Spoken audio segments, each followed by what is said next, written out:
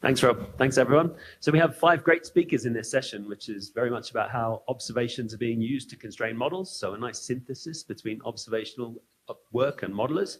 We'll keep to time, so we'll give our speakers plenty of time. 5 minutes of questions for our invited speakers, and then 3 following speakers with some open discussion. So I'll hand over to Ken Carslaw from Leeds. Yeah, morning, everyone. Thank you for inviting me to give my thoughts on this. I'm going to mostly show my work, but hopefully my group's work. I'm going to try and point in the direction of what I think we should do and keep to the brief. So yeah, thanks to my my co-authors on this talk, Leighton, who's just introduced me, and Jill is now at the University of Sheffield, and two PhD students, and Paul Field, who many of you know. Okay, so it's a strong title, Towards Maximum Feasible Reduction. So I need to define it. Right, maximum feasible reduction in uncertainty. It's what we're all chasing. It's only a feasible level of reduction, and we can't go all the way down to some arbitrarily small uncertainty range. So I think it means when you can't tell within observational uncertainty, the model has deficiencies. So all models have deficiencies, and we know them. So currently our uncertainty ranges sort of encapsulate those deficiencies. We know that they're there, and we sort of live with it. But I think if we could slowly eliminate the deficiencies, we would get to some level of maximum feasible reduction in uncertainty. So I think deficiencies are sort of inappropriate structural design or inadequately tuned. So our models are structurally deficient. They're also not well tuned. Most modelers groups don't find the best part of parameter space that they can. But we know how to do that, actually. It's one thing I'll say. This is not that difficult with a PPE to find the best part of parameter space. I think the difficult bit is dealing with these deficiencies, which we kind of just accommodate in that process, but in an ad hoc way. So yeah, models can be deficient in many ways. Incorrect, incomplete, too simple, etc. I think it's useful to define these things. In this paper, I think you really should define what you mean by structural errors, deficiencies, etc., what we mean by reduction in uncertainty, etc. So I'm going to show how we can use perturbed parameter ensembles and observations to expose model structural deficiencies. There's been a lot of kind of latent criticism of PPEs that they are just exploring parameter space, and that's it. But the usual comment is, but it's just your model. You know, the main thing in the room here is the structural deficiency. So I'm going to address that point head on. I'm going to then show that, you know, if we could eliminate the structural deficiencies and move on, then the causes of uncertainty and how they then change as we constrain the model to more and more observations could perhaps point to the observations we could subsequently use to carry on that process. And there's been a few things said about process models. We've done process model PPEs as well. It's not all global models. I'll just show you 1 or 2 slides on that, just to give you some taste for what might be possible. Okay, so PPE 101. We need to define them. They haven't really been defined fully yet. So a perturbed parameter ensemble is a set of model simulations that samples combinations of model inputs. They are normally P for parameter, P for physics. Actually, it can be any simulation controlling factor. It doesn't have to be a parameter in the model, in the parameterizations. We've done PPEs where we're perturbing environmental conditions as well. Okay, so it's anything that controls the model output, that you put into the model that controls the model output. P often stands for parameter, and it's the physical equations in your model that we're dealing with there. And PPEs are optimally designed to train an emulator. So there's a 2-dimensional example. We typically run 20, 40 dimensional PPEs. Okay, so the advantage of the way they're designed is you only need 5 to 10 simulations per parameter. So it goes up linearly, not exponentially. And then you build an emulator, you use that as a training data set for an emulator, which gives you then this continuous surface that you can then sample from with essentially infinite density. So you then, in the world of doing Monte Carlo with your model, just based on a few training simulations. And you have to test that emulator to make sure it's good, and we always do that. So this is a way of just generating a lot more information from your model than you could by running it, running the simulator, as it's called. Do we then use the emulator? I think it's also important to define constraint. constraint. We use that word so freely in our field, and quite often I think people are using it to mean goodness of fit. I constrained my model because I made it look like satellite observations. That is not constraint. Constraint is reduction in uncertainty, reducing and constraining that uncertainty range. At least in my head, that's what it means. So if you start from your big parameter space, you could reduce it by finding parts of that parameter space that agree with observations and rejecting the rest. And that would give you a PDF, bottom left there, which was initially quite broad and then becomes quite narrow. That's my interpretation of what constrained means. So it constrains the joint parameter ranges. It then constrains the observable quantities, because that's what you put in to constrain it, and it constrains the unobservable quantities that you're trying to calculate, which is the forcing. For me, it could be cloud feedback, it could be anything that you can't observe, but you want to try to calculate. But let's just reflect on what we normally do, and what is the role of PPEs within what we normally do. They're not this sort of side activity. They do fit into our normal way of doing modeling, but maybe in a way that we haven't thought of. So here's the aerosol forcing. This is my GLOMAP model. When we first developed it, we were arrogant enough to think that because we had more processes in that model, it was a more trustworthy estimate of the ERF that we were trying to calculate, which was of course completely false, because when we made a new discovery, that value changed. And then we made another new discovery and the value changed. And then we made another one, and so on and so forth. Okay, so which value do we trust the most? We can't tell. And that's the problem. And of course, everybody's doing something similar. We have the whole of the CMIP models, which are all individually well configured, but which one are you going to choose as your best estimate? And what's the uncertainty on that best estimate? We don't know, okay? And that's the problem, I think. And part of the problem, and this is what I'll address here, is that some of these models are good at one thing and that other models are good at other things. And it really does depend, I think, what modeling centers are prioritizing. If they're prioritizing aerosol optical depth, you'll get one estimate of ERF out of that model. If they are prioritizing cloud metrics that we're all interested in, they'll probably get a different value. And they'll probably have to say, my AOD in my model is not that good, but hey, look at my cloud physics, it's really good. Okay, but which model are you going to trust? We don't know. We don't have a way of doing that. And that's really frustrating. So I think of this as the balloon squeezing problem. You have this balloon and you can squeeze it and you can make it reduce the size of that balloon. You can make it look like the cloud physics, or you can push it another way and you can make it look like AOD, but you can't get both. And this is the frustrating thing. You can't squeeze that balloon right down smaller without changing the balloon. So we can't reduce the uncertainty, I don't think, until we've dealt with this structural uncertainty, which is in there. The models agree with one thing or they agree with another. So maximum feasible reduction in uncertainty is when we get agreement with everything, and we're happy with that, okay? And I think we can only do that by changing the balloon, by changing the model structures to avoid this problem of agreeing with one but not agreeing with another set of observations. And now, why are PPEs coming in? We can do a PPE to calculate a PDF around any one of these models, and that sounds really valuable, but I accept the criticism that we still have a problem, because each group doing this is going to have a spread around their model, but we still have the structural error differences between these models. We haven't really made progress. We've learned a lot about one model, but we haven't reduced the overall uncertainty. You can't just do it in one model. So that looks good, but maybe it hasn't given us the progress we were really after. So here's an example of this balloon squeezing problem for real. This was a PPE of the HADGEM model. We perturbed 26 aerosol parameters only. We forgot all about the cloud microphysics and physical model parameters, just did the aerosol. And when we constrained it to PM2.5, we got one value of the ARI forcing. When we constrained to sulfate, we got another value. So we don't know which one of those is right.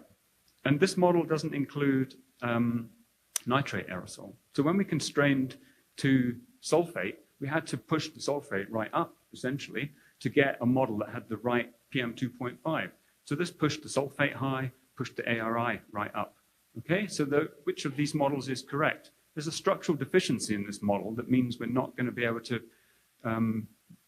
merge those two into an overall better estimate.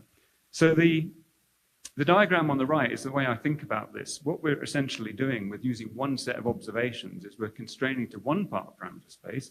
If you use another set of observations, you constrain to another part of parameter space, but they don't agree. You can't have a model that's in two different parts of parameter space at the same time. And I think that's what's happening. We're now beginning to try to visualize this.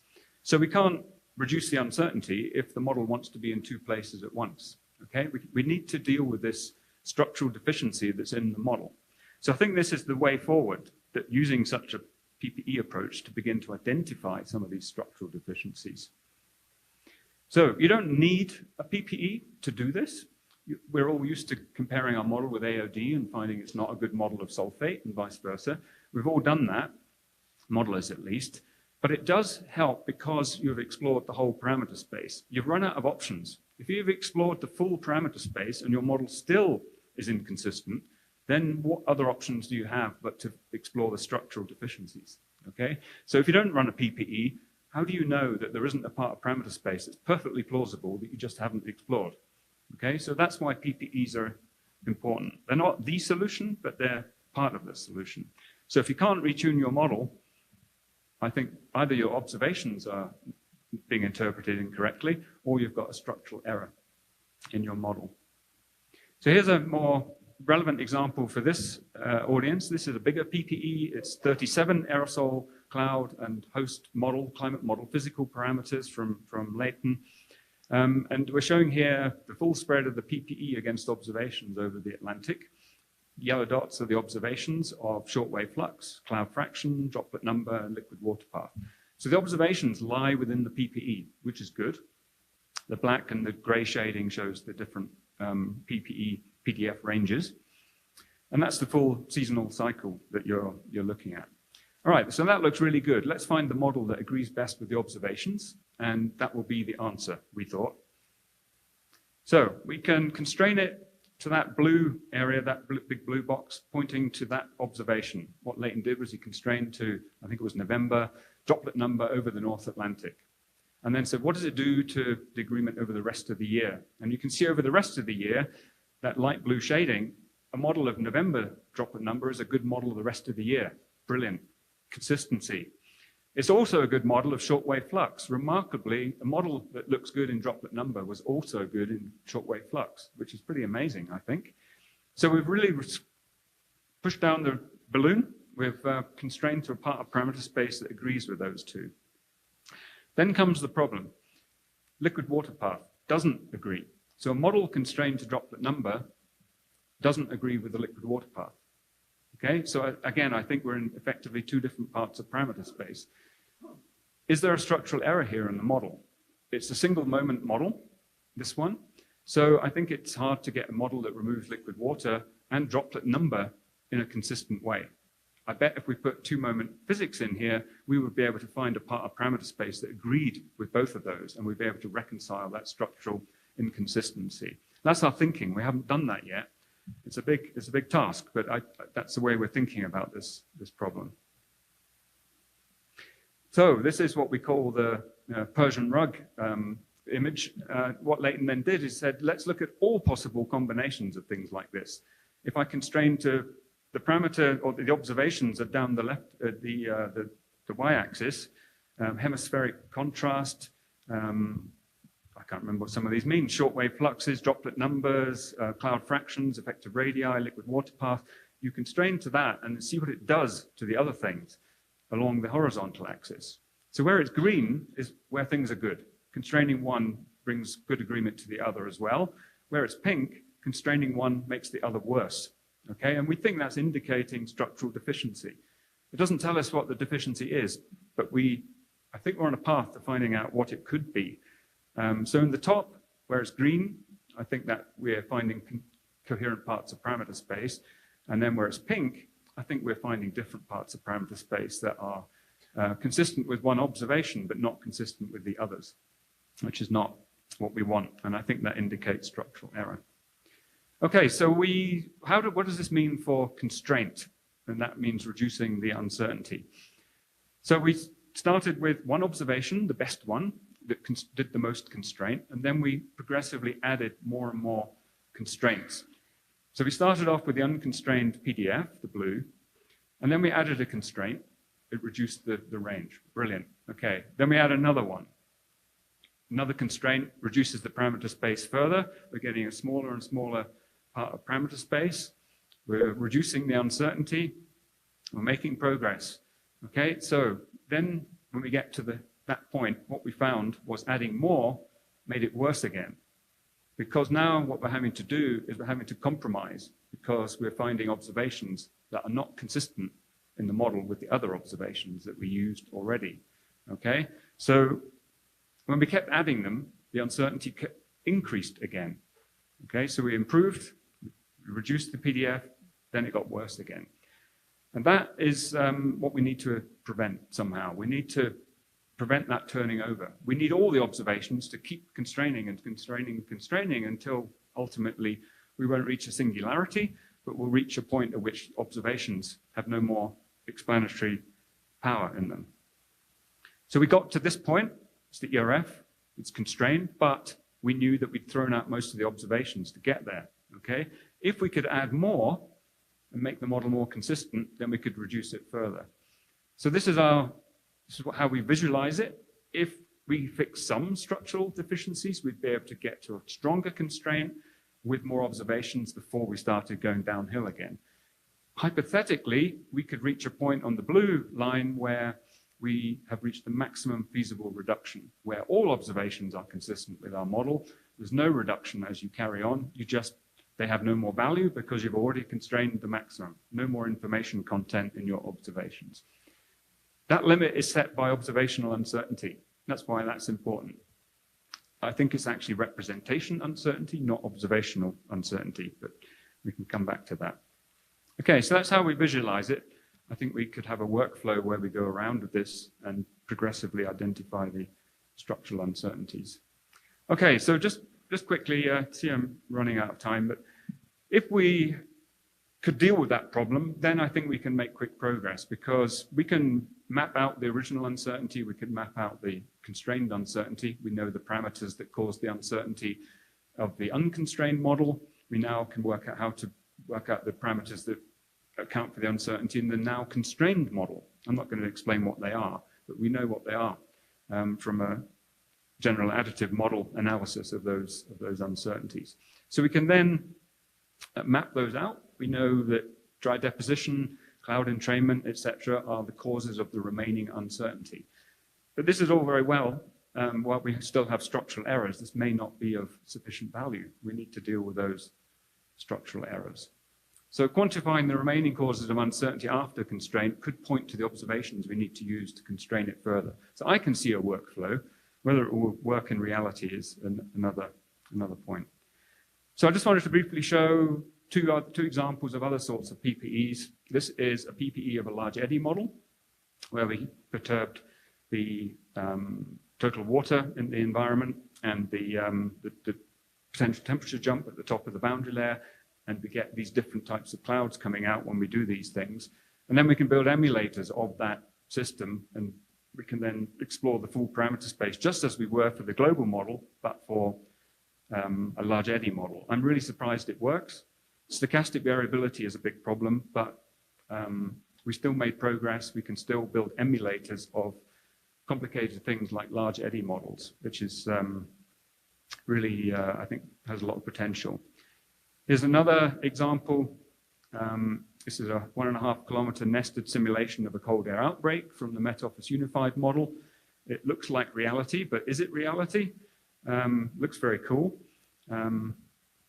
We've then zoomed into the red box and we've built a PPE of that cold air outbreak microphysics.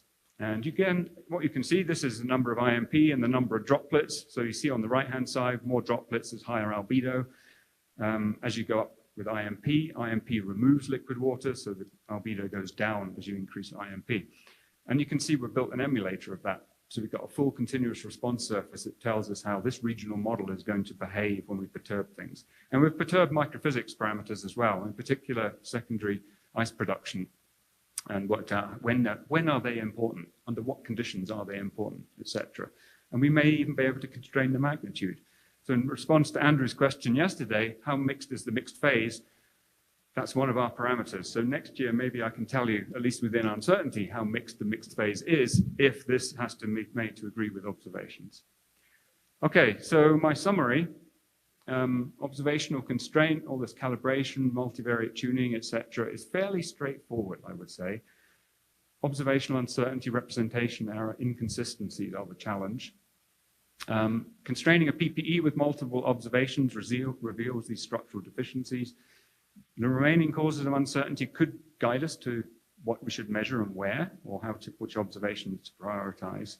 And high-resolution PPEs, I think, are a whole new ballgame I'm quite excited about. And then to answer the question, what should we do?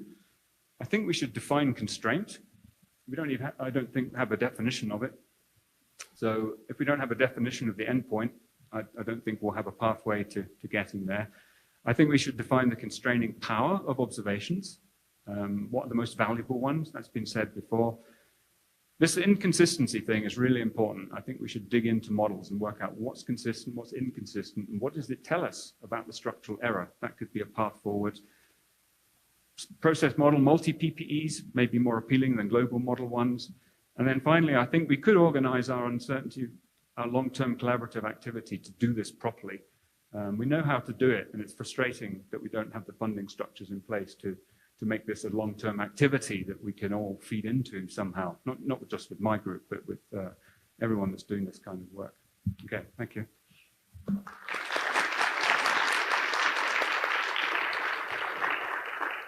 Thanks very much, Ken.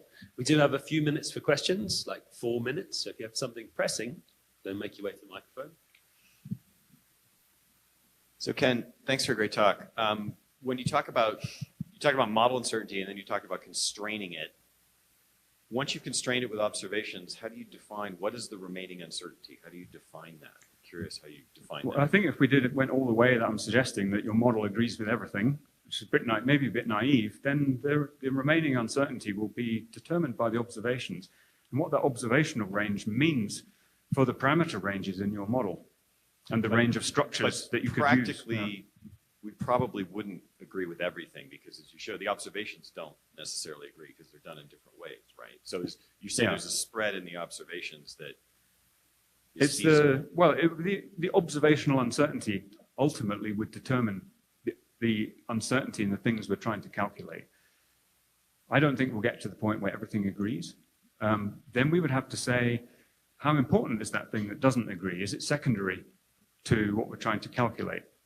Can't agree with AOD, but doesn't matter. It's the cloud microphysics that really matters for this, etc. But I don't think we have the understanding to know what's important and what's not important. So I think we should develop that. Reminder for those asking questions, if you can just say your name so the online participants can hear. So wait, I'm supposed to say my name. Yeah, I'm a bad listener. Marcus Van Leer, Walke, Columbia University. So if I take like a global, I don't know, variable, whatever it is, temperature, something or other, and I compare my model to it, I feel like that's appropriate. If I take it at every point in space and time, that's inappropriate. I'm not going to necessarily reduce my uncertainty. But I'm throwing away a lot of data by taking that global average. How do I find that sort of optimal point? How might you? Yeah. I think that's a question for everyone here is, what do we mean by maximum feasible reduction? What's it going to look like? What have we accepted and rejected? How have we boiled down the measurement data to be this key number? How many nuances are there in there that we need to take account of? I don't think we've really thought about all these things. We just keep trying to make our models better. I think to a more structured thinking about what it means, what it's going to look like when we get there. Yeah, so I don't have the answer, sorry, but. Hi, Kate Loftus, Columbia University.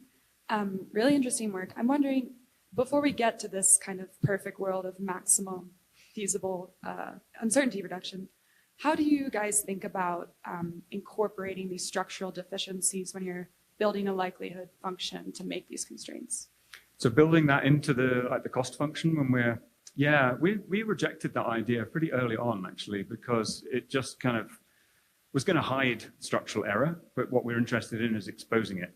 So we essentially set the structural error term, as some people call it, to 0, and then said, what does it mean if we set it to 0? Oh, look, the model is inconsistent. I think that's more valuable than just having this weird structural error term, which you just, it's just, you know, avoiding the problem, isn't it? By having that in there. Hi, Kara Lamb, Columbia University. I think this question is sort of similar to Marcus's, but I guess, like, have you thought about the fact that, like, if you add more parameters to your model, if you have more complexity, you're generally going to get a better fit, like, no matter what. Like, so how do you, what is the trade-off in sort of optimal complexity, or sort of like, maybe like this idea of like a Pareto front, or like, how do you make sure that your model is simple enough, and have you thought about like ways to do this systematically? Yeah, that's a good question. I mean, we may need to follow, for example, Ulrika Proska's approach with PPEs, where she works out what's kind of redundant in our models. It isn't doing anything. It's just an extra parameter to tune. A lot of parameters you think are important turn out not to be when you do a sensitivity analysis. So I think we know quite a bit. I was listening to the discussion this morning about not knowing stuff. Certainly for our model, we know everything about what's important and what's not. And we would be able to simplify parts of the model because they're just not doing very much. They're just costing us when we run it. So I think we know, at least for some models, we know how much complexity would be appropriate. But yeah, it's a really good question. We have to stop aiming for complexity and start aiming for agreement with measurements within their limit, I think. It's a different approach. Yeah.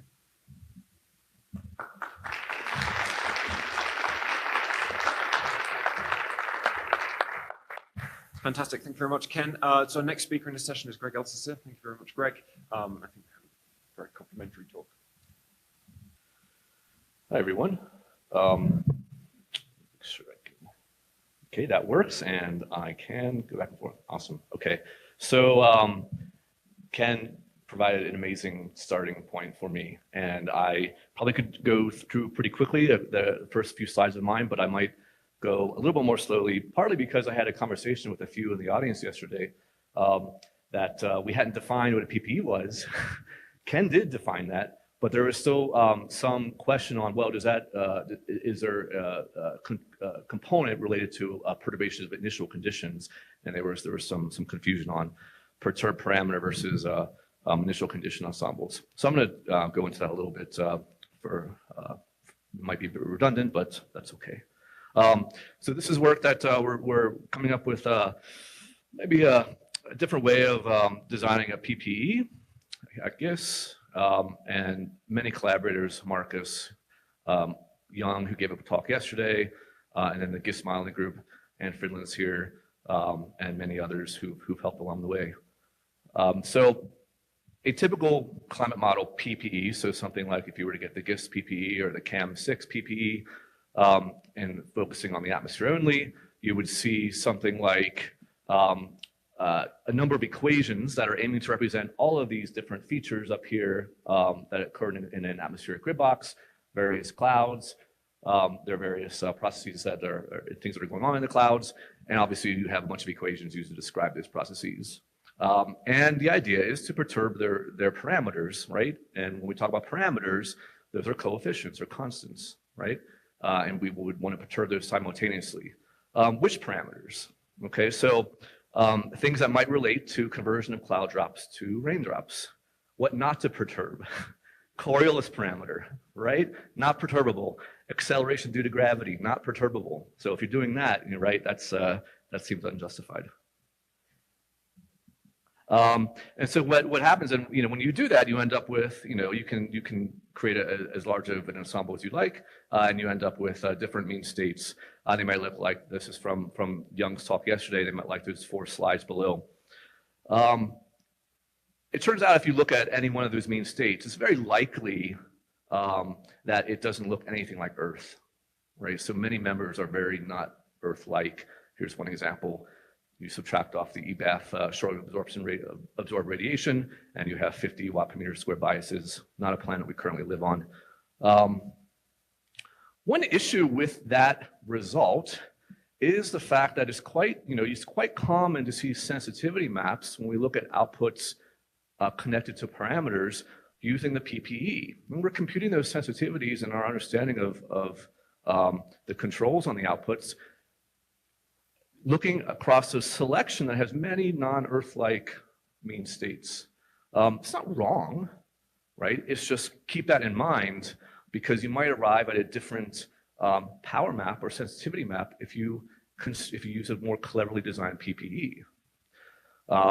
So with that in mind, and here's where I'm really sort of adding on to Ken's talk, particularly with a focus on observational uncertainty and its role in PPE construction.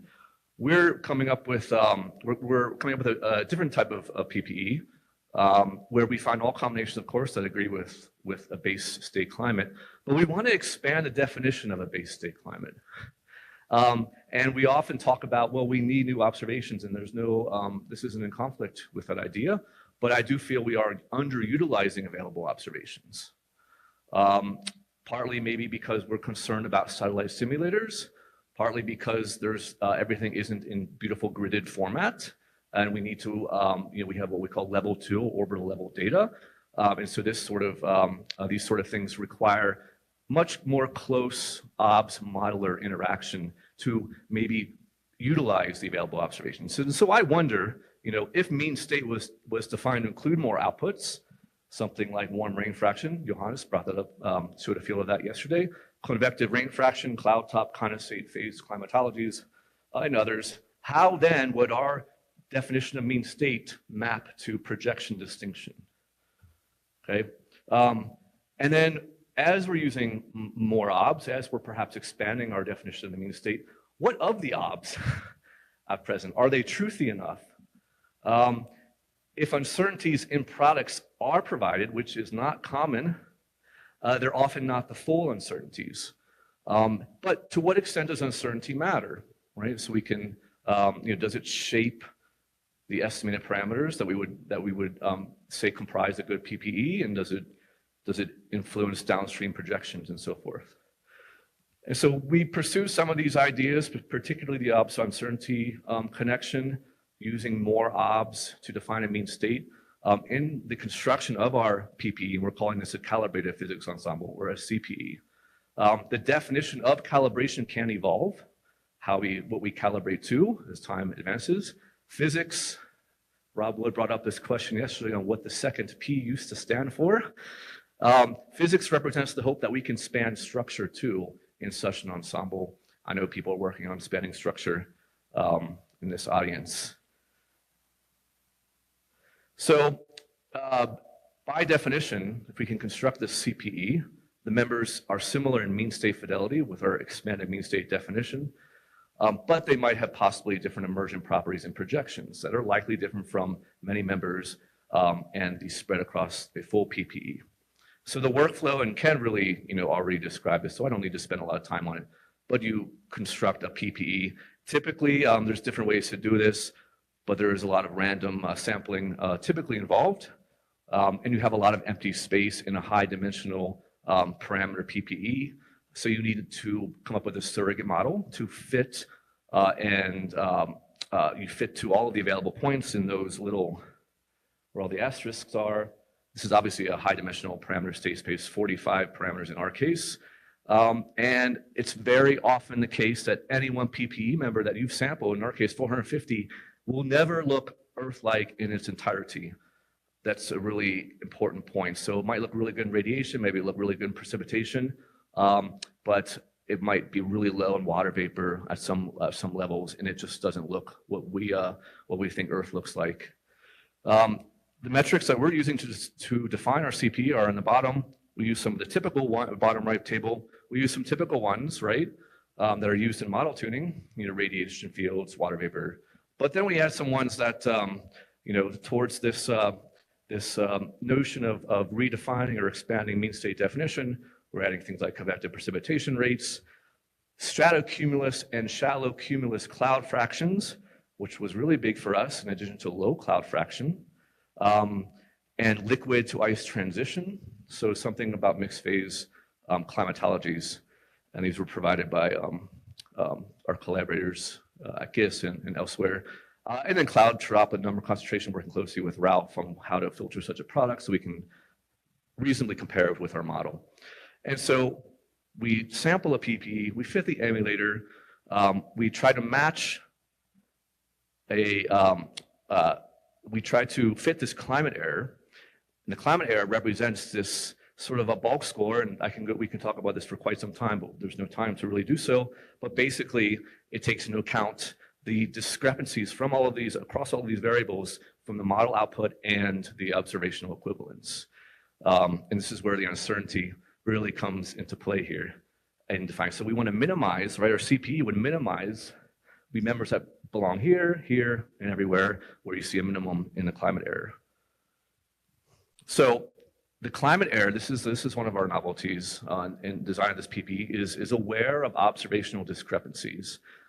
I'm also aware, as having developed an observational product, that uncertainties, as I mentioned, are very often or not fully reported.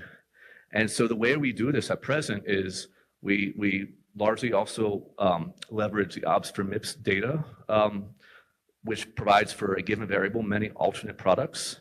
So we're not aiming to find the products with the greatest differences. We're aiming to use plausible products for a given variable. And quite frankly, we just don't know which product is more truthful. So we're saying, well, they're both plausible. And what we can do is, here's an example. I choose this one for liquid water path. The top one is from a number of microwave products, but a different algorithm. On the second to left panel is the MAC climatology that I led a paper on in 2017, the development of that. And we can look at the difference, and you see something in like what you find in the bottom left. Pretty huge differences. Okay. Now, if you look at the posted or described uncertainty in any one of these products, much less. How do we reconcile that, and what does that do for our construction of a PPE? So what we do is, if we chose to define our climate error that we're trying to minimize using the top product, the error would look like this for some lat long box or whatever, right? If we use a different product, we get this. You see, they're different. What we do is we analytically combine those two functions, and we end up with something that looks kind of like a teacup or a shallow bowl, where we don't penalize if we fall within the spread of the products. And we wonder, what does that do for us in generation of a PPE? In this way, we account for systematic OBS error in the emulation stage, not the estimation stage. This goes into our computation of climate error. And so then we can look, well, okay, so run the process. We built in uncertainty into a number of these variables. What does our calibrated ensemble look like compared to the traditional PPE? Here's an example looking at absorbed short-wave radiation. And you see where the OBS might fall within that. You see for the traditional PPE, there's a lot of spread.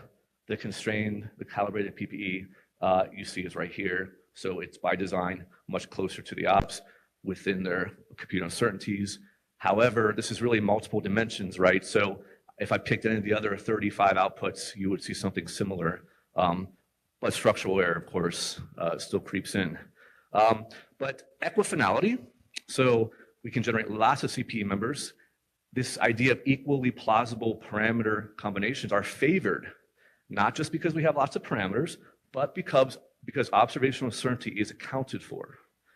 Okay, and it really expands the dimension of admissible members in an ensemble. One advantage of equifinality is auto-calibration efforts. Right, so we tend to think of this as like, there's one dimension where we think this is not very good, it's not very appealing. On the other hand, when we're focusing on things like the atmosphere calibration, atmospheric ensemble only, it's very likely many CPE members will not play well with the ocean when you try to run a coupled model. We've struggled with this, I guess, for years. So by generating a CPE and opening the door for it to be large by accounting for observational discrepancies, you stack the deck toward ensuring that at least some of those members, and a good deal of them, will work with the ocean, and you can come up with a nice coupled mini ensemble. So I view this as stacking the deck toward ensuring coupling success. Now, I showed this heat map in the left earlier. So this is sensitivities of outputs, linear correlation map against parameters on the x-axis. In the left is what I showed earlier. This is our map in the calibrated physics ensemble. And all of these parameters, suddenly we thought we had so many unimportant parameters over here, and they light up. they light up in the CPE. One interpretation of that is that we need a lot of these parameters were being adjusted in very systematic ways, all of the unimportant ones, and they needed to be adjusted to arrive at agreement with all of our 36 metrics. Okay, so we need those unimportant parameters to arrive at the notion of a CPE because they help in balancing, they help in tuning. That's why I'm hesitant in removing parameters in this process. Parametric diversity is needed to create the CPE, facilitated by the observational uncertainty that expands it. So this goes. This also connects to some of the discussion that Ken had, and this is assessing model observational mismatches. So the framework finds combinations, matching data where possible. And a great example is right here. So this is the PPE. I'm just showing a two-dimensional diagram of liquid or of long-wave cloud radiative effects against net radiation at the top of the atmosphere. And then there's various different metrics on the y-axis as you go along here. This one is total liquid water path, the shallow cumulus cloud fraction, and then the stratiform rain fraction from GPM. And so the CPE is in the green, and you see it is where we would hope it would fall. Here is, I've plotted 2 bars for the liquid water path. This is one estimate from one product. Here's a second estimate from a different product. If you use this product up here, you might sort of think, oh, look, we have structural error or below it. Or if we use this product down here where all of our members are above it, you might think, well, you know, in order to match all these other things, we have to be above that line. This is some demonstration of how large uncertainty might really be with respect to the diversity we see in an ensemble. Here was one example where, so these are all very different examples. I picked them out to highlight different aspects. Here was one where it's like we can never, no matter what, get shallow cumulus cloud fraction anywhere near where it needed to be according to Greg Sasana's product. And the machinery was able to find it up here. And we know by construction, even there's a good agreement there. And we know across the other 35 metrics, we're still in a good part of the state space. Anytime we try to get up there by just hammering on parameters on our own, it was at the expense of degradation in other fields like radiation and whatnot. Here's an example of structural error, right? CP is down here, PP here. We can never get close to the targets. There's one member here like, oh, that looks good. If you look at that, it's about 70 watts per meter squared off in long wave. So compensating error, structural error, and that's why we were never able to move the ensemble up there. Now we can really start working. Check how I'm doing on time here. Okay, so we can start looking. Well, did it matter that? So I have tried to convey that observational product discrepancy is really important. Did it matter in crafting the distributions of plausible parameters? And here's an example. So I'm giving 3 examples here. One is critical relative humidity. I picked parameters that those who are familiar with the climate modeling field would know these parameters pretty well. They're not like obscure or very unique to GISS.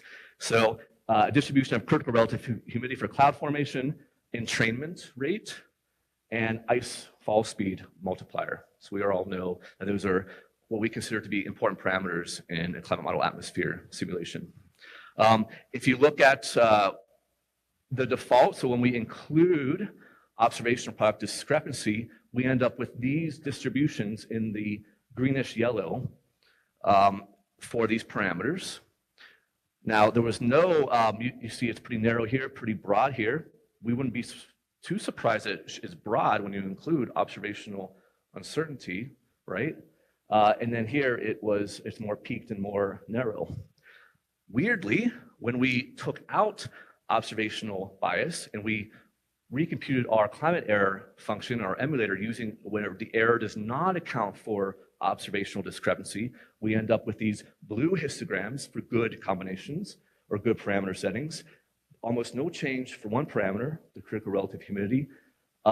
We see, as we might expect, if we remove obs discrepancy, we see a narrowing of the PDF here for the entrainment rate. So it's not as broad. We've removed uncertainty, right? But weirdly, for the ice fall speed, it actually is broader.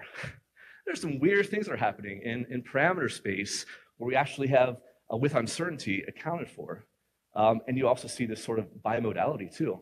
Very weird, but interesting.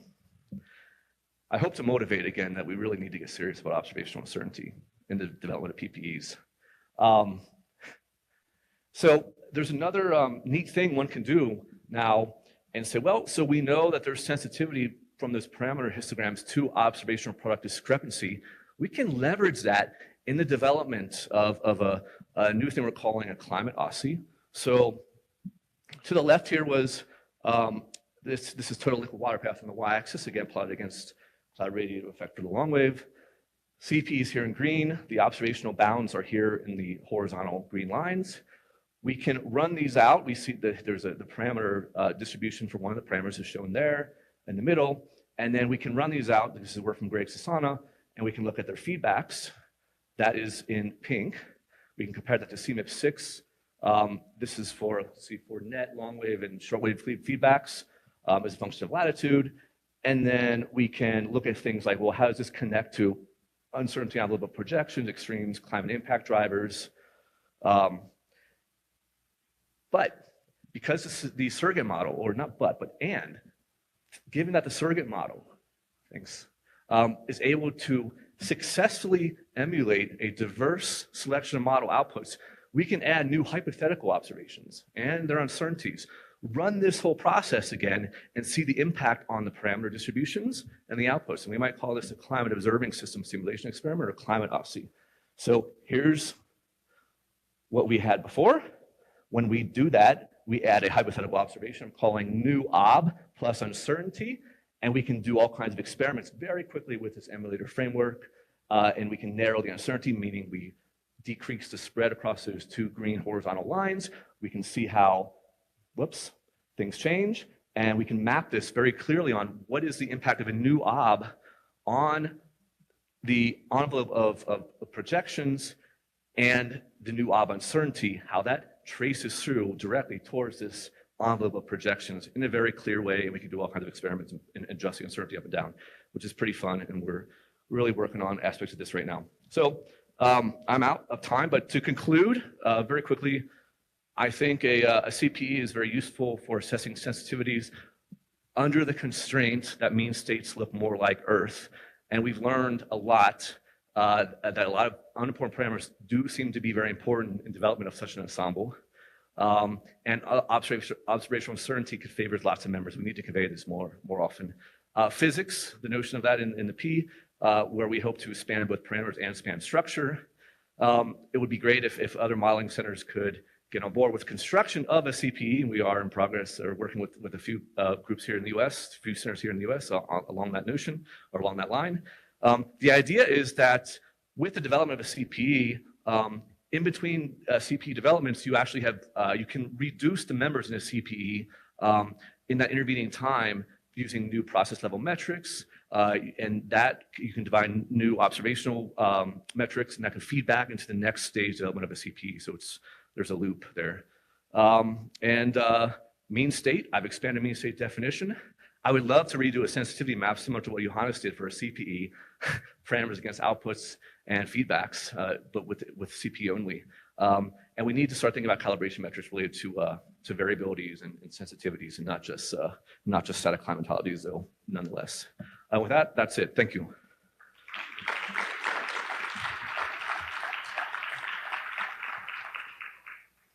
It's a really nice talk. Who would like the first question? And straight there. Excellent. Greg, thanks so much. Great talk. It's been exciting to work on this. As you know, we went through a major round of development, replacing all of our turbulence schemes and stratiform cloud physics in Model E before this. And one thing Andy Ackerman thought about a lot is how to protect what we thought of as the new physics capabilities from this kind of black box process.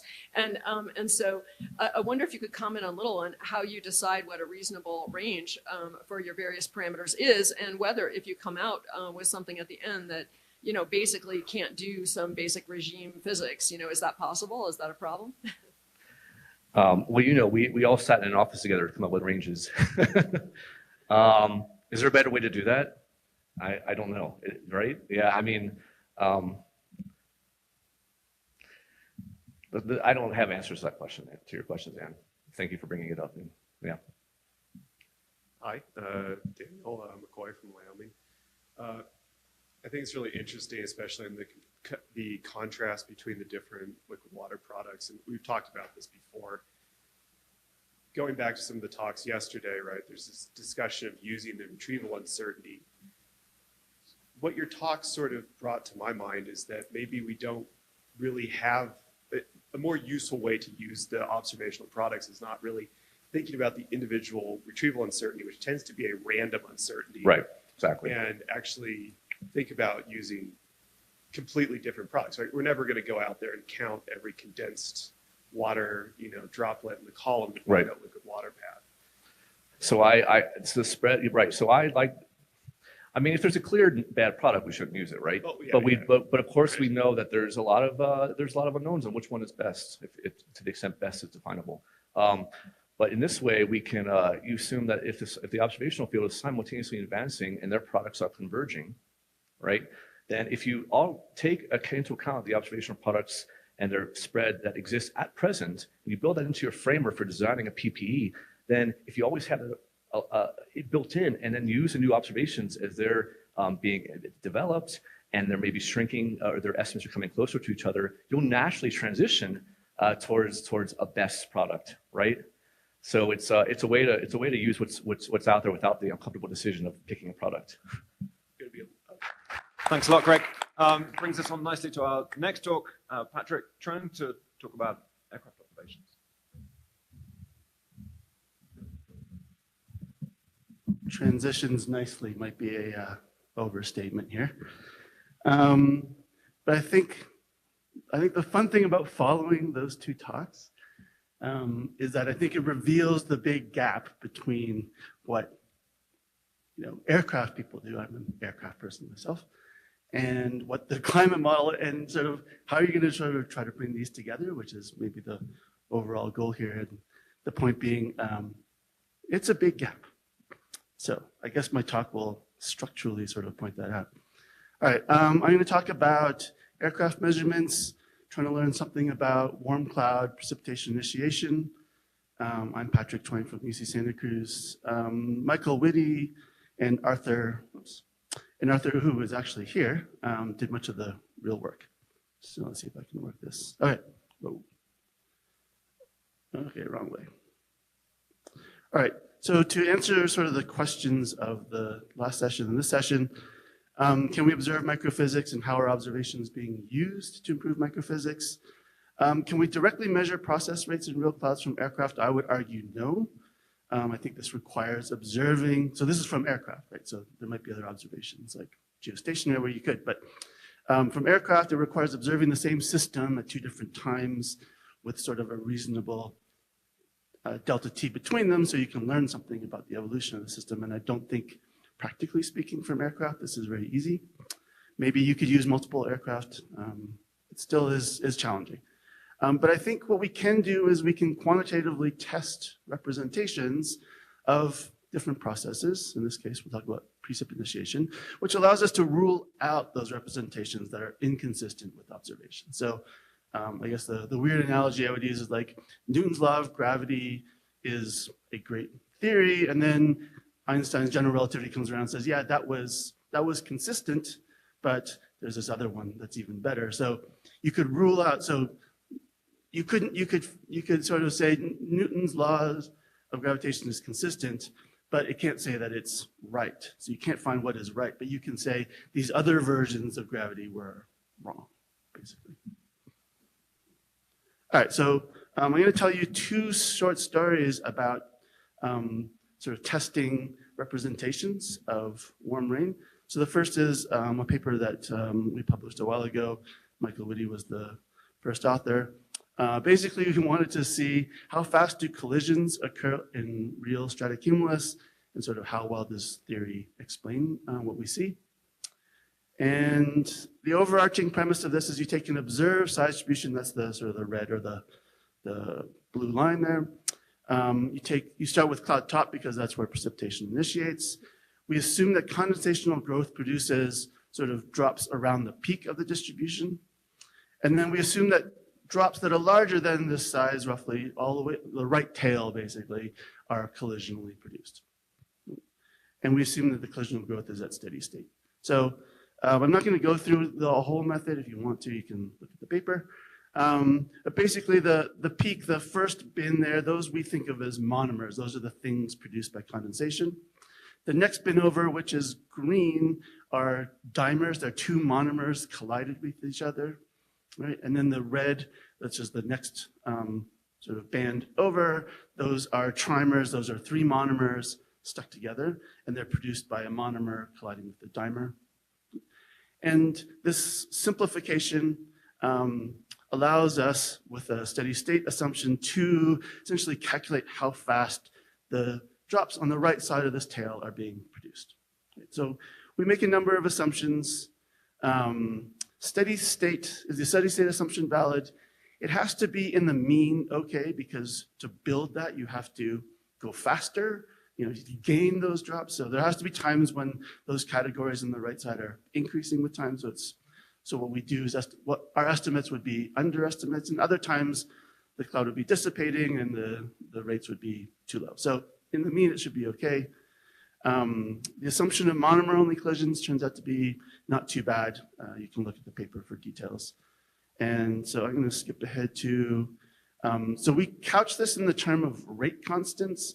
And the reason is because we think of kernels as being applicable at the local scale. It's something like you would measure in a wind tunnel, looking at individual drops and knowing their size and their relative velocities and things like that.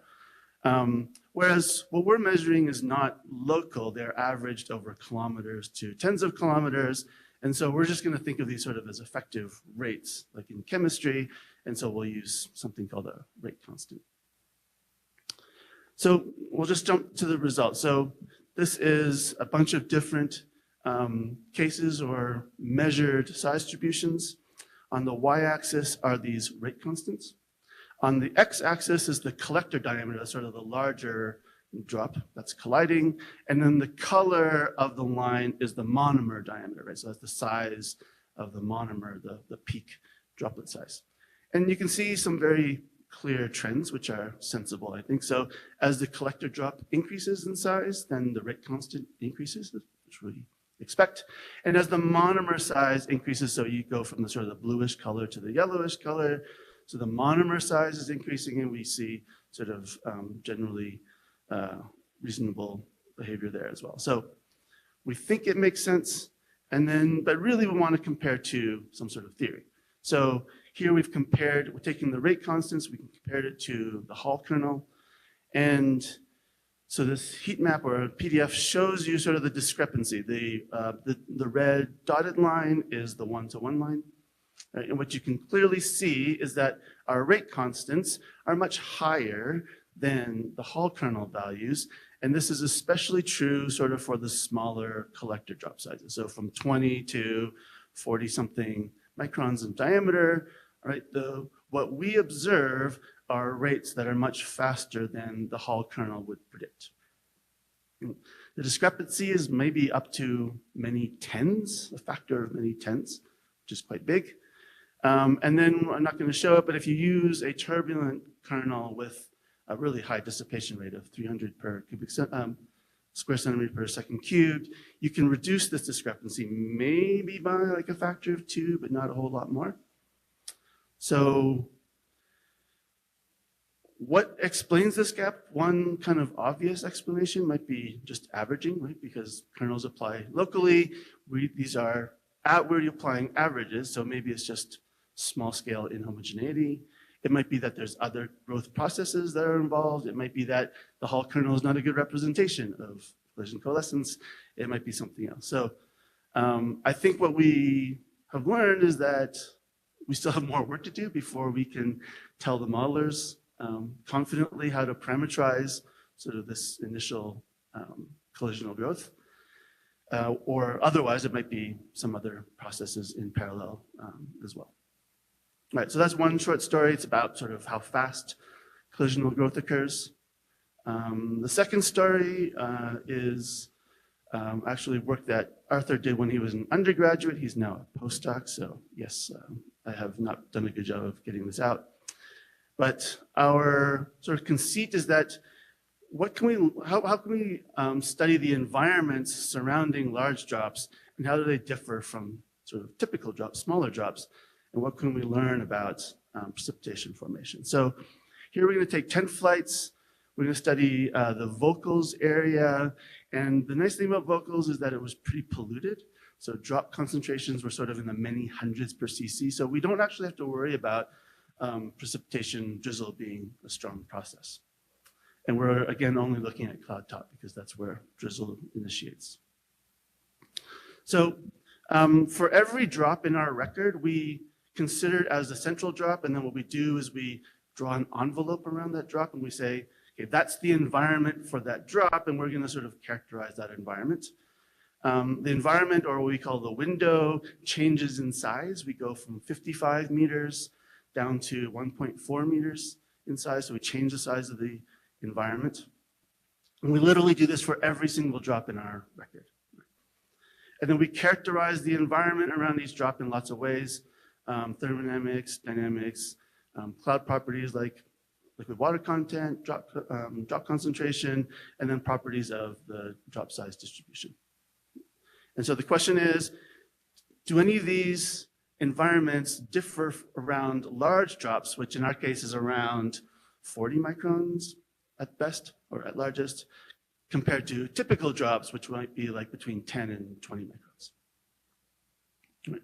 We're going to plot our results in this very weird way, so hopefully this will make some sense. So if large drops are positively correlated with some variable, so on the very right-hand side, the variable says SD99 at the bottom. So if large drops correlate positively with SD99, as in this case, then you'll get the green colors. Negative correlations are red colors. If it's bright green or bright red, then it's a statistically significant result. And if it's sort of the dull green or the dull red, then it's not statistically significant. And this comes from 100 trials for each thing. So I'm not going to worry about the method too much, but try to jump to the results. So just an example. So for this particular, for SD50, this says that larger drops are found in environments with smaller, so negative correlation, smaller median drop size. That's what SD50 is. So here are some examples of null results, so where there's no pattern that you can discern. So the top two panels, you can see that almost all the results are a mix of positive and negative correlation. And 1 minute, whoa. All right. I have anyways. Okay. All right, cool. So top panel is positive negative correlation, mostly not statistically significant. So nothing to see there. Bottom two panels, sort of a mix of positive and negative correlations. No consistency across the 10 flights. So the x-axis are the different flight days. One cool feature is that as we change the window size, so the top left panel is 55 meters, we kind of go around clockwise down to 2.8 meters, and you can see as we shrink the window size, a trend emerges. And so in this case, the variable is drop concentration. And so it starts off with no correlation in the top left, and by the time you go to the bottom left, you can see there's a pretty strong association that large drops are found in environments with lower ND. So this is the story as best we can tell it. So in this case, all the window sizes are 2.8 meters. So large drops are correlated with SD99, which is sort of other large drops, basically. The second panel over, top right, large drops are found with smaller potential temperatures, so cooler environments. The bottom left, I just showed you that large drops are found in environments with fewer drops. And the bottom right is our calculation, our estimate of how much entrained air is in the air parcel. So larger drops are found in air parcels where there's more entrainment has been experienced. So, and then the last piece of this puzzle is that as you shrink the window size, the environmental size, these anomalies with respect to these four variables increase more and more. And I think that tells us that the scale at which the drops are sort of coherently found Now, collision are coherently found is pretty small. It's probably maybe like 1 meter or so. That's what this is telling us, at least. That's how we interpret this. All right, so how do we interpret this? So large drops are found in regions where there's other large drops, smaller ND. So we think collisional growth occurs in these coherent volumes. Length scales maybe a meter. It implies that there are volumes of air. I shouldn't have said lucky environments, but like there are special environments where collisional growth is more probable. These environments have cooler air and more entrained air. And so we think this is really just a marker of time. That if we go to sort of Rob's picture here, so you imagine a parcel of air coming upwards and then it spreads outwards. I'm sorry I can't draw because for the people online, but the idea is the lucky environments are those parcels that hang out nearest to cloud top, experience lots of IR cooling, lots of entrainment, and that time is what allows these drops to collide. So I guess the good news is that we think that collision coalescence is not random. We suspect our interpretation that time is the most important ingredient, probably not a surprise. The bad news is that the length scale of these sort of special environments might be really small, and I'm not a parameterization person. Maybe someone out there can think about how to do that. So I guess those are just 2 short stories about how we can use aircraft measurements to learn about processes. Can we estimate the process rates? No. But maybe we can learn something about processes. And then one last slide is, can we observe microphysics? I would argue, if we can, it requires good observations. And just to show you, this is our latest results from our 2-channel phase Doppler interferometer. This is just a size distribution averaged over 1 day. But we're measuring full size distribution. The lower end is a few microns. The top end is many hundreds of microns. We're using 2 channels, black and red, and you can see in the overlap region where there's literally no tuning, we're agreeing very well. So we have the ability to make really good size measurements, drop size measurements over a wide range, a few microns to many hundreds of microns, really well now. So, all right, thanks. Thanks very much. We're going to move straight on to Kenta. Remember, there is time at the end for some discussions. So Kenta Suzuki from University of Tokyo. Thank you very much for introduction, and thank you for giving me this great opportunity to talk here. And today I'd like to talk about some ideas of how satellite measurement could be used, hopefully to constrain the cloud microphysics in the global models, and also hopefully for the radiative forcing of aerosol cloud interaction. And this talk is largely based on our own work in our group and collaborators. So I'd like to acknowledge my students and postdocs listed here for their contributions to the materials of this talk. Okay, so the specific focus of this talk is the aerosol cloud precipitation interaction, where the aerosol perturbation influences the cloud water budget that leads to the perturbations for the cloud radiative effect and the precipitation.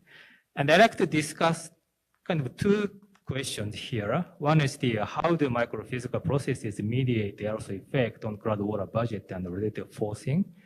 And also, how can satellite observations constrain the process to help reduce the forcing uncertainty? And this first question was investigated to some extent in our previous study that looked at the sensitivity of the aerosol indirect radiative forcing to the model assumption of the auto conversion process that has the different sensitivities or different non-linearity regarding the number concentration. And the results show that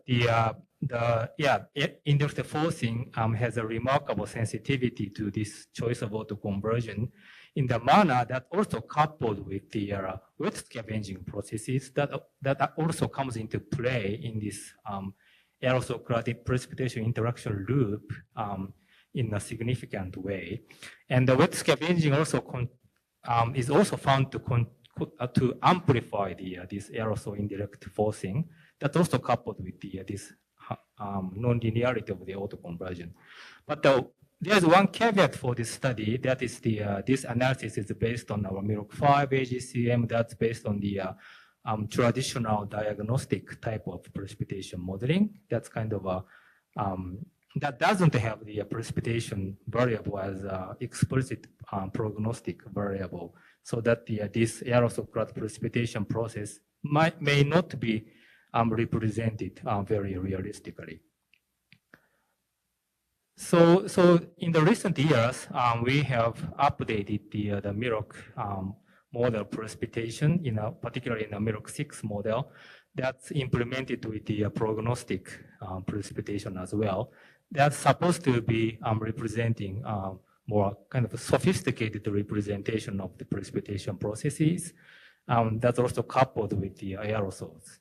So that this prognostic precipitation framework appears to have a structural difference in representation of this aerosol cloud precipitation interaction from the diagnostic precipitation. And for example, diagnostic precipitation is basically dominated by one pathway, that's autoconversion, that's sensitive to aerosols, and that's only the active processes for aerosol effect on the cloud, exerting a positive feedback via wet scavenging. But in our prognostic precipitation, another pathway of accretion that's insensitive to aerosols is also active, that tends to buffer the cloud responses to aerosols. So that's the kind of structural differences between the two treatment of the precipitation models. And we are taking these two models, these two versions of the models, to try to better understand the cloud responses to the aerosol perturbations. And shown here is the kind of a sensitivity experiment results showing the response of aerosol optical depth in the upper panels and the response of ligature path in the lower panels. That also shows the sensitivity to different choices of autoconversion in different colors in these two different precipitation models. And if you look at the left-hand side, the diagnostic precipitation model has a very clear monotonic changes or responses of aerosol and ligature path to autoconversion assumptions. That's kind of similar to the MIROC5 model results. But in the prognostic precipitation model on the right, particularly in the ligature path response, it's pretty much just noisy, and there is no specific, there's no clear dependencies on the choice of autoconversion processes. So this means that these two models have different sensitivities, probably coming from the structural differences of the precipitation modeling. But this plot is kind of showing the summary of the model uncertainty of aerosol cloud interaction in our model. So now we like to use the satellite measurement, trying to constrain some of this kind of uncertainties. And for that purpose, we rely on the statistical composite type of analysis of the vertical microphysical structures. That's actually depicted by the global accumulation statistical analysis of radar reflectivity profile coming from CloudSat. That's plotted as a function of cloud optical depth, and that's further classified according to different ranges of the cloud particle size, also coming from the MODIS. And this type of statistical analysis can probe the global tendency of the microphysical transitions of the warm rain processes as a function of the cloud particle size. And now this type of analysis was applied to the two different versions of the model. And shown here is the basically the same statistics for the satellite observation as the previous slide, but in the form of the difference plot, showing the difference of the statistics between the two different particle size ranges. And the right-hand side is the corresponding statistics from the models for the 5 different auto-conversions and 2 different prognostic precipitations. And probably you can find that the vertical structure in this form of the statistics has a remarkable dependency on the auto-conversion scheme in both diagnostic and prognostic precipitation. And if you compare this model statistics with the satellite observations, you could say something about the which auto-conversion would be the closest to the satellite measurement in each of the diagnostic and prognostic models. So that means that probably means that these statistics can serve as a constraint on the auto-conversion processes. But the next question here is how does this constraint impact the ACI forcing estimate? That's the more like a macroscopic aspect of the model. So we have estimated the radiative forcing from these 2 models, and here is the result for the estimates showing the radiative forcing only from the ACI to the left, and then the radiative forcing from the total direct plus indirect forcing to the right. And then you can find that the red ones, that's the diagnostic precipitation, has again large sensitivity to the auto-conversion scheme. That's similar to our previous studies. But in the case of prognostic scheme, that has a very small sensitivity to the auto-conversion scheme in both ACI and the total aerosol forcing. And then, so this means that the satellite-based constraint on auto-conversion that's shown in the previous slides has a differing impacts on the forcing estimates between the 2 structurally different precipitation treatment models. So, and this might mean that the satellite-based constraint on auto-conversion might have only a weak constraint on the radiative forcing, particularly for the prognostic type of precipitation. And so this difference occurs via different pathways of aerosol precipitation coupling, like I mentioned in the beginning, so that the further constraint other than the auto-conversion is required for other processes like wet scavenging. That's kind of a suggestion. But the story is not as simple because this difference is also even more complicated by the presence of ice processes. That's also differently represented between these two versions of the model. And the differences can particularly be found for the long wave component of the radiative forcing. That's actually coming from the representation of snow processes in the prognostic models, where the riming is the largest contributor to this buffering effect, and that weakens the negative forcing of aerosol cloud forcing. And so this means that the observation-based constraints are also required for ice or mixed phase cloud processes, as well as the warm rain processes, of course. So now we are going back to the satellite measurement again, trying to characterize the mixed phase clouds, although this, this global map is kind of rotated 90 degrees. So please, rotate your head 90 degrees. So anyway, so our recent approach tried to combine the, 2 different sensors like Calypso and MODIS to characterize the cloud thermodynamic phase that is looked at by these 2 sensors like differently, like penetrating into the different depth within the clouds by these two sensors. And shown here is the hopefully the global geographical patterns of the fractional occurrences of different phase categories found by the combination of these two sensors. And this information is now further combined with the radar reflectivity profile information. That's again the rotated 90 degrees, so please do that again.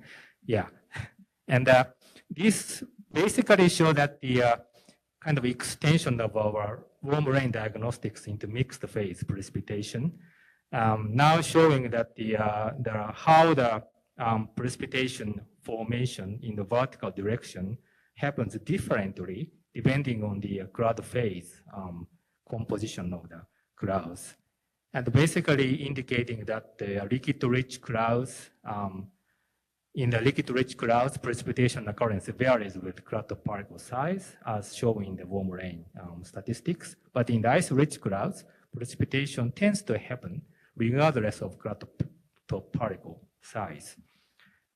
Okay, so so this kind of analysis could be applied to the model output as well. And we plan to do such kind of analysis in our near future work. But in preparation for the comparison, we have looked at the radar reflectivity statistics in a slightly different way, with the temperature taken to be the vertical axis in this plot in comparison to the CloudSat measurement. And now we are comparing again the two different versions of precipitation. And the diagnostic precipitation has kind of weird vertical profile with a discontinuous change of reflectivity at some particular temperature level. And that's probably more realistically represented in the prognostic precipitation. And so this is one example that shows the distinct difference in the mixed phase precipitation process in the form of the vertical microphysical structures that can also be compared to the satellite measurement. And this difference also found to cause the opposite responses of the cloud-relative effect to the changing assumption of INP number concentration in the model. Although I don't go through the very detail of this analysis. Okay, so this is just a summary of my scattered talk. And I think I have already run out of time, right? So I like to, just stop here. And so thank you very much for your attention. And I hope this will contribute to the discussion later.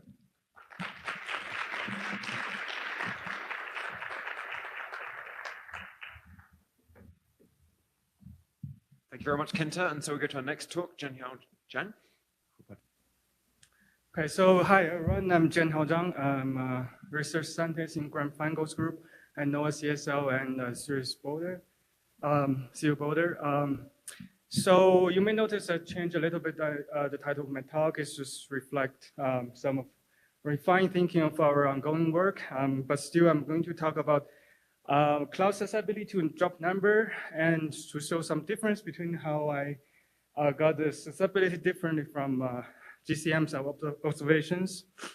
Okay, so to start, I'll just want to mention that motivate this talk that we face difficulties or challenges in quantifying accessibility to drop number using observations and GCMs.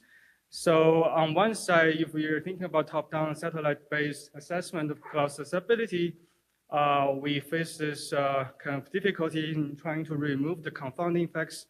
Johannes yesterday already pointed out this kind of Simpson's paradox, where your local derivatives is not the same as your global derivatives.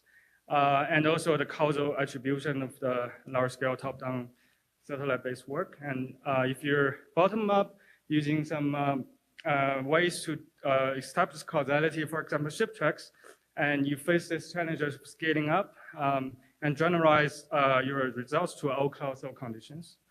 On the GCM set, Johannes and colleagues have already nicely shown that correlation is not equal to causality, and but GCM faces their own problems that because of the insufficient grid spacing, we have to parameterize the processes, and also the reliance on knob tuning is not the solution to all aspects of the models. It's simply too many degrees of freedom in this set, in this perspective. So we proposed kind of a machine learning framework trying to integrate both observations and GCMs. By that, I really mean that I use the same framework, treat the GCM and the observation the same way so that we can compare and or evaluate the GCMs. So in this framework, I really use the machine learning to try to capture the nonlinear relationship between meteorology, aerosol indicated by job number, and cloud properties. And by design, this framework is to try to avoid the confounding effects of meteorology and cloud. And so in terms of evaluating the models, we're kind of taking the next level of evaluating not just cloud property itself, but the sensitivity of cloud properties to meteorology and number concentration. So this is basically the framework where we train neural networks using 8 meteorological factors. So you can see on the left-hand side, 3 levels of temperature, 2 levels of RH, and latent heat flux, column water vapor, substance, and number concentration is the predictor. So the output will be cloud fraction, liquid pulse, and shortwave albedo. So I'll skip the details in neural networks, but I'm happy to answer any questions if there's time. So the data sets I use, as I said, the observational part is series observed cloud properties, MODIS, retrieve ND, aerophile meteorology. And for GCMs, I'm using CSM2, CAM6, and E3SM version 2. So my data set is 1 degree by 1 degree monthly mean, and cover the ocean grades of the 60 south to 6 north over 10 years. So after we have these neural nets have taken some class of meteorology and clouds, and they pass this with really high scores. If you can see the R-squared values are really high, we trust them to give us some predictions if we give a perturbation to the predictors. So that's actually how we derive the susceptibility. So I want to use this kind of 3D illustration of points, scatter plots to illustrate really a 9-dimensional manifold. The key thing here is we are trying to derive local susceptibility. So by this, what I really mean is I use a linear approximation at with really small perturbations, so that mimics partial derivatives at the local point of this multi-dimensional surface. So in terms of ND, for example, you can see I put a really small perturbation in this ND dimension. So essentially, we are getting a susceptibility at locally, meaning we at each meteorological conditions. When we perturb ND, we fix the meteorological conditions. So we get really the susceptibility for individual meteorological conditions. So this is an important piece of this framework because if you think about the Simpson paradox, what we are trying to do is really the left-hand side where we derive local susceptibility and sum them up, which is, if you look at this paradox, you get negative slopes from our method. In compared to the right-hand side, you get a positive slope. Okay, so next I'll show some results. First, global maps of susceptibility to number concentration at monthly time scale. This is the neural net derived susceptibilities. So the first thing I want to point out is actually, you see so observation on the top row, CSM and middle row, E3SM bottom row, and cloud fraction susceptibility in left column, middle column is liquid pulse susceptibility, and right column is albedo susceptibility. So the first thing I want to point out, if you look at the left column, patterns, spatial patterns are quite off between observation, CS, and even between CSM and E3SM. Okay, so next, liquid pulse susceptibility, not only the patterns, it's the the sign is the reverse. In observation, we see mostly negative susceptibilities, and in models, we see mostly positive susceptibilities. So next, I will just focus on the stratocumulus regions I highlighted by the contour and take the mean of the stratocumulus susceptibility. So if you just focus on the mean values, you see actually E3SM is doing a pretty good job in terms of getting the cloud fraction susceptibility and shortwave albedo susceptibility. But if you if you think about this, cloud fraction leucopaths contribute to the shortwave albedo susceptibility. However, the E3SM apparently use a different pathway to get this because leucopaths is the reverse compared to observations. And also, if you look at the spatial patterns between albedo susceptibility OBS and E3SM, it's completely reversed. So that hints something about maybe E3SM has been through some heavy tuning. You may get the mean values right, but the underlying physics may not be the right pathway. So in the next few slides, I'm going to show you only the stratocumulus regions, but in different geophysical variable space, just to show how different OBS compare to GCMs. So the first geophysical variable space is leucopath ND, and second is albedo cloud fraction. So if we just focus on the observation column, we see this kind of susceptibility agree with our physical understanding of the mechanism, ACI mechanisms. First, we expect to see positive leucopath susceptibility for this very low coverage thin clouds, and also in this cumulus regime where precipitation suppression is going on, especially when this cloud is deep. It means the substance or inversion is weak. And also for negative susceptibilities, we expect to see where we have this strong entrainment feedbacks going on. These are typically thick overcast clouds. However, if you go to the GCMs, you see the reverse. Actually, GCMs suggest the reversed.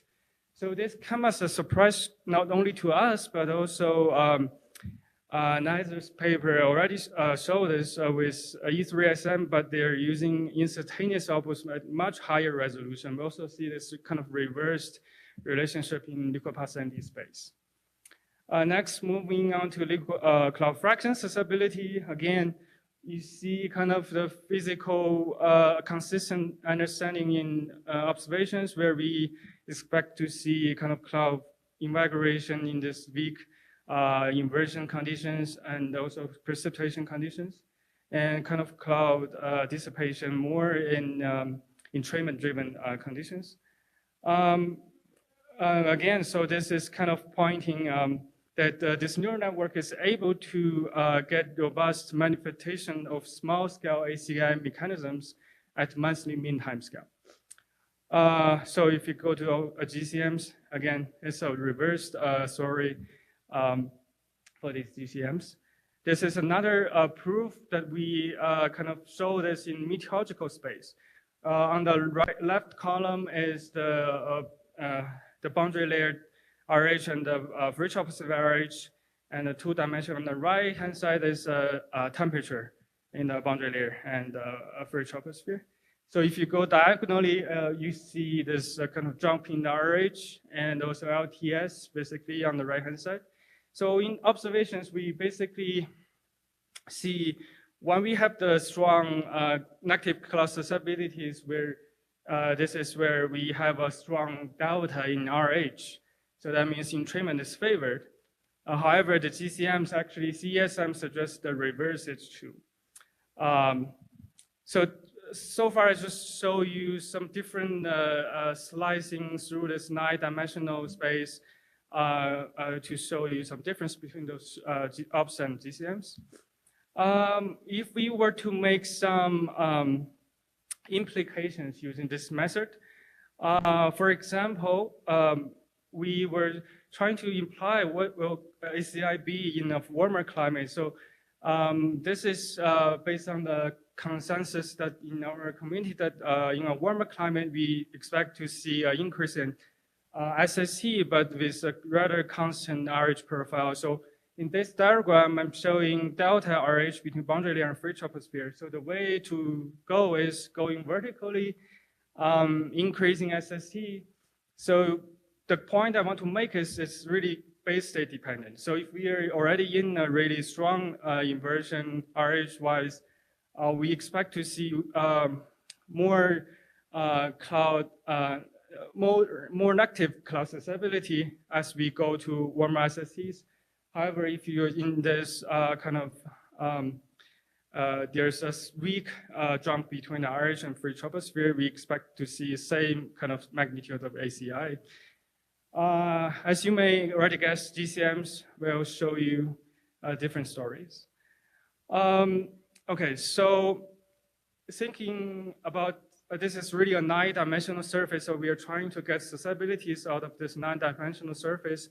So far, I'm just slicing through one time at the 2-dimensional space to show you how different they are. Of course, they're all different in terms of the 9-dimensional surface. So here I'm showing susceptibilities or sensitivities to meteorological conditions. So again, for stratocumulus regions, so you see, so these are changes in meteorology required for a unit increase in cloud fraction on top and liquid path on the bottom. So the smaller the bar is, actually the stronger the sensitivity is. So if you look at the in disagreement between GCMs and OPS, we see subsidence, sensitivity to subsidence, and sensitivity to column water vapor. Okay, and also if we see we see the sensitivity to LTS, actually the model is suggesting a much stronger sensitivity because the bar is smaller compared to OPS. This perhaps is a kind of a maybe a built-in parameterized relationship between LTS and low cloud fractions.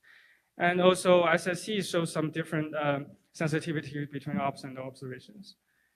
So lastly, going back to this notion to use current climate relationship to infer future climate or some perturbation extremes, for example, marine cloud brightening, such that our perturbation may exceed the range of conditions we cover in the current climate. So non-linearity is really the key in this sense. So we come up with a method to derive how nonlinear the slope is. For example, the Simpson paradox, everything here is basically a linear slope. But what if the perturbation is actually, the slope is actually curved? So the way I come up with to quantify this is to give a positive and negative perturbation. And actually add them up. If it's perfect linear relationship, you expect to see perfect cancellation. But if not, you see the nonlinearity adding up. So let's quickly show you how this manifests in global distribution. So we actually see this nonlinearity is the highest for stratocumulus regions. And another point to make is that GCMs actually show stronger nonlinearity for the stratocumulus regions compared to OPS. So to summarize, we derived this neural network framework trying to integrate both models and GCM, both OPS and GCMs to compare them under the same framework. Some take-home points, we see very different susceptibility maps in different dimensions of this multi-dimensional space. And these RSM seemingly capture the mean values, but maybe the underlying physics is not the same as observations. And lastly, we have this nonlinearity assessment that suggests stratocumulus has the highest degree of nonlinearity and is stronger in the models. With that, thanks for your attention.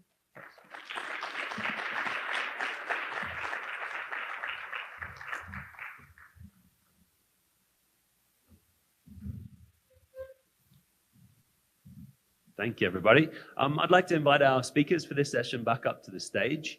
And rather than have everyone come up and stand at the microphones, we're going to have some roving mics that Duncan and Alyssa are going to bring round. I'd also like to suggest that if you're one of the people who doesn't normally speak up, now might be an opportunity rather than hearing the same voices throughout the workshop. That'd be interesting. In addition, it'd be really nice, given the 5 talks we've just seen, if some of the questions might focus on the idea of the frameworks that we can establish for synthesizing how observations inform models and how models inform observations. So I invite anyone to make a start. Paquita? So this is more a comment than a question, but I think this workshop is in an excellent position to lay out a timeline for how fieldwork could happen so that it's informed by models prior to a campaign. I know I've heard Ken complain a couple of times now about how the funding structure isn't conducive, but I really do think that there would be a receptive audience to if it's articulated and if there's a timeline, like how much time do you need to get a, for example, PPE pre-campaign input into variables that would be useful to focus on during a campaign. I guess I could turn that into a question for Ken.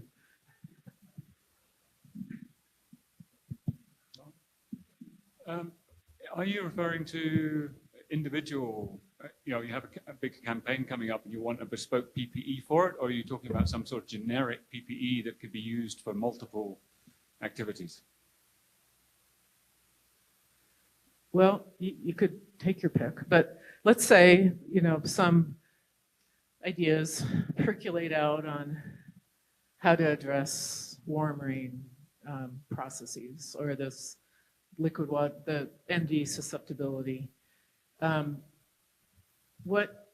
much time does it take to, if the idea is out there already, like how much time would it require for modelers to be ready to provide their input? Because I really do think that if the idea is articulated, that there would be, that program managers would pick up on it.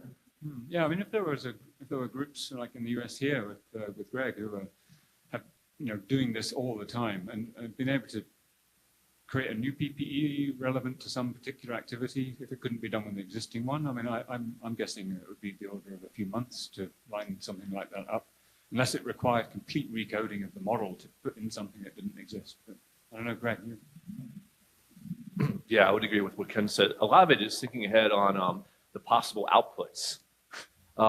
So for instance, does the output require the development of a new simulator for field campaign observations, or can do we already have the output that, this is apples to apples comparable with envisioned observations from the field campaign? If it's the latter, then it'll be pretty quick. We're going to take a question from over here. And I'll just remind you guys that we're not using the standing mics. Oh, okay, go ahead. But over here first. Okay, so this is more of a comment going into a question that was brought up by Patrick's talk, where with any sort of observation or measurement, you're going to have some assumptions you need to make sense of what you're measuring. And then you're going to compare to theory, and if your comparison doesn't match theory, then you have these questions of, okay, is it something wrong with the instrumentation, the interpretation of the measurement, the assumptions, or have you discovered something that is not being represented by theory? And so to really delve into that, that's how you end up with like really high quality data to sort of square that all away. And like a big theme of this particular session is trying to minimize the uncertainty in the observations. But I've also been hearing a lot about wanting more observations. So if we have to prioritize, because funding is limited, which one is the priority? This is addressing more of like the actual modelers, the quality of the data or the quantity. Yeah, I think that's, I think the reality is that some questions might need a higher quality data and some questions might benefit much more from, sort of higher individual measurement uncertainty, but you can just beat it down by doing it a million times more often. So it does depend on the question. My suspicion is that a global model probably generally would benefit from more observations, even if they're, higher uncertainty per measurement. As long as the errors are random, as long as the measurement errors are random, then you can kind of just beat it down with, more. So that's my suspicion. But again, other questions might have to be resolved with quality instead of quantity. But I do like that point. Do you want to put an answer in there, Ken? Great. I'm sorry, I was not listening. I mean, I was thinking about something that was said. I would say I agree that the observational uncertainty is pretty important, but some of the work that you were showing, Ken, suggests that we need sometimes the observations give the same quality of information. And what we really need to know is what's causing the uncertainty in our models so that we can have targeted observations that are directly affiliated with those, and then higher quality observations to fit in with that. Does that help? Yeah. So about what uncertainty is a useful amount, or an amount that constrains what we need to learn or simulate? Is that? So I guess to paraphrase the question, to have high quality measurements, you need to basically figure out all the uncertainties in terms of the actual measurement and how it compares to theory to figure out, if you're actually measuring something physical. And that takes time to get that quality, but also we want more measurements. And Patrick said, like, okay, if the uncertainties are randomized, having more measurements should be fine. Though I would argue that if it is an instrumentation error, that could be a more systematic error, which would, of course, not be random. Right. So which is more important to focus on for getting the data into improving GCMs? Reducing systematic, right? I mean, sampling is also a form of systematic error too, right? I mean, so there's, if you're, for instance, I mean, I'm not as immersed. Well, that's even being generous. I'm not immersed in the aerosol field, but take for instance water vapor retrievals. You have clear sky retrievals, and they don't sample often within the cloud. So that's a sampling bias. It's not because cloud water vapor is likely different than the clear sky around. And so I think reducing, but it's hard because if you knew what the systematic error was, then you would remove it, right? So we don't have truth. Truth is elusive. So I feel like that's difficult to really, it's the most important, I think most important form of or component of error, but it's hard to quantify what it is, which is why I was, in the absence of truth, I was looking at spread across products as some metric for systematic, possible systematic error. Just a quick follow-up. I think a big difference between the instrumental error and the representation error. So if you're measuring aerosol, which is hugely heterogeneous, you don't want to measure that at one spot with a very precise instrument. You want to measure your entire grid box with a lower accuracy instrument, but the average of those is going to be better than one spot, which is missing lots of hotspots in that grid box. So we've shown this for aerosol, that you make a big error by making one spot measurement like we do in many networks. I think we have to be a little bit careful what the heterogeneity is of the thing we're trying to measure and make sure it's representative of a model grid box. It's often not really usable if it's just one spot measurement. Let's come over here. Okay, thanks. Donny von Barahona from NASA. I think, well, this is for Greg mostly. One way to deal with observational uncertainty is to go back to basics, right? Instead of trying to use liquid water path or effective radius of cloud droplet number, we better use cloud optical depths that are more a direct measurement, right? Something that doesn't come with all the baggage from the retrieval algorithm.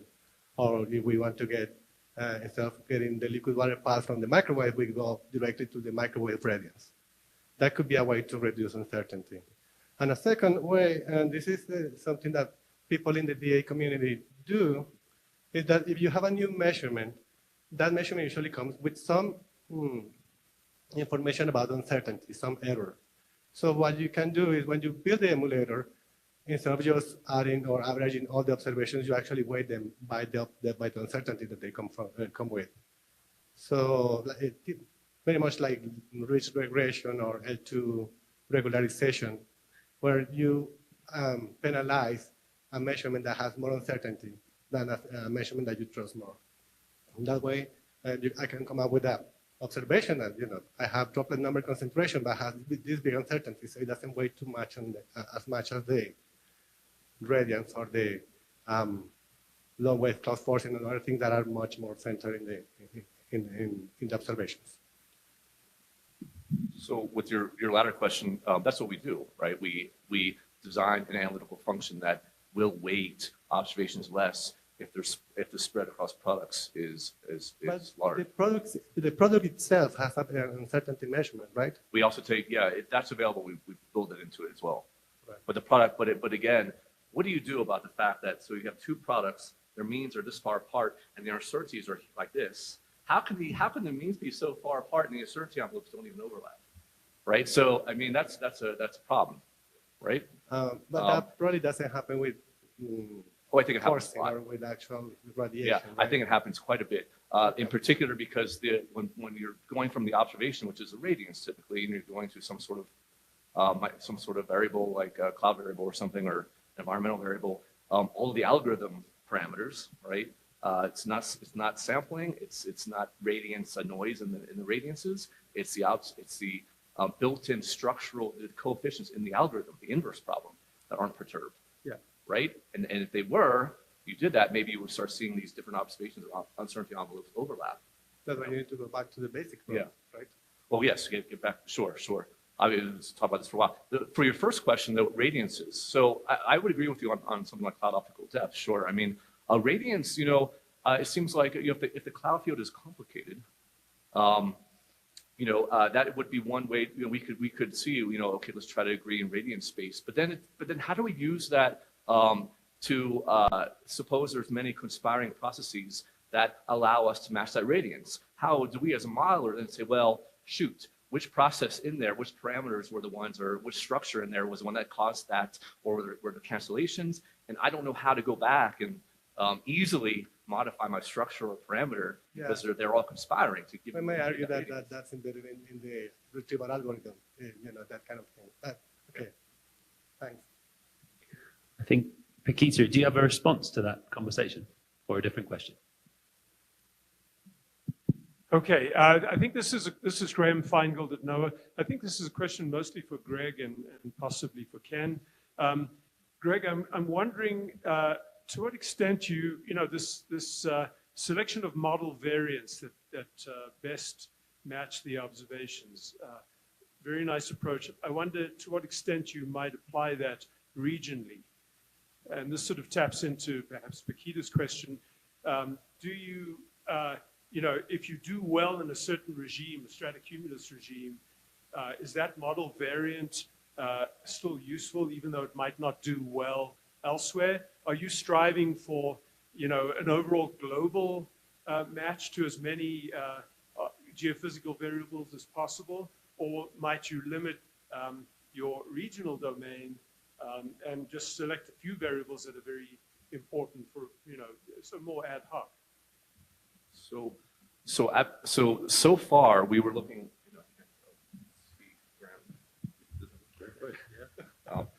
So far we were looking at zonal climatologies and some targeted regions like the Southern Ocean, rainfall over the Amazon.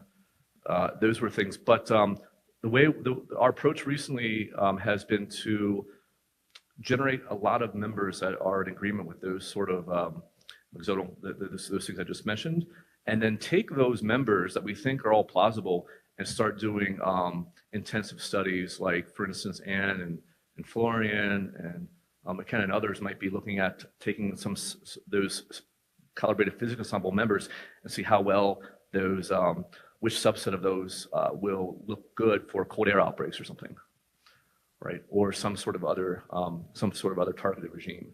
So now that's a different approach. That's sort of like taking the global, generating this whole ensemble, and then in the intervening time before our next ensemble development, we're coming up with a subset. And the thought was that then we can use that, whatever we learn from that, we can bring into the next generation of the CPE. But you could have done it in reverse, right? We could have built that constraint in earlier to derive the CPE in the first place. But we at this point, we're sort of pursuing the former. Maybe I could just add, I think we're losing information if we throw it all in and just ignore the regional biases. I don't want to say ignoring them, but we have to be careful. There's information in there. If the model is good in one part of the world and not good in another, that's telling us something about the model. We don't want that model. We want to get rid of that heterogeneity and where the model is good and where it's not good. So our approach is to dig into those differences as the priority, really, because or we won't further reduce the uncertainty. We'll be kind of stuck with a model that's got biases in it. I think we really have to work out what the processes are that are causing these biases and prioritize those. I think we agree on a lot of things, a lot of approaches, but we could be complementary about these things. And we can calibrate a model and get a really good estimate of what that means for projections. But the next stage, I think, means working out what's causing the biases that we've kind of accepted to move forward. We have another question over here. Remember to say who you are. Yeah, Travis Aronson from the University of Wyoming. So, all right, after these talks, I was thinking a little bit about kind of how you defined constraint, and you kind of defined constraint as being narrowing our uncertainty over client projections. And I think a really important piece of that is not just narrowing them, but narrowing them like with accuracy, like narrowing them around some sense of truth. And that kind of leads me to the question of doing that by matching our models to our observations. Kind of leads me to the question of how much should our models match observations right now without having to introduce some other compensating errors, because we know that fundamentally our models are imperfect and are missing physics. So I guess, do you think that this is kind of, there's a possibility that we're going down a road where we're kind of not accounting for the structural errors and we're introducing some compensating errors by forcing them to match observations and then maybe even underrepresenting our uncertainty? Yeah, I mean, like I said, I think at the moment we've reached the maximum feasible reduction in uncertainty for the model we have. If we want to reduce it further, we're going to have to deal with the structural inconsistencies in it.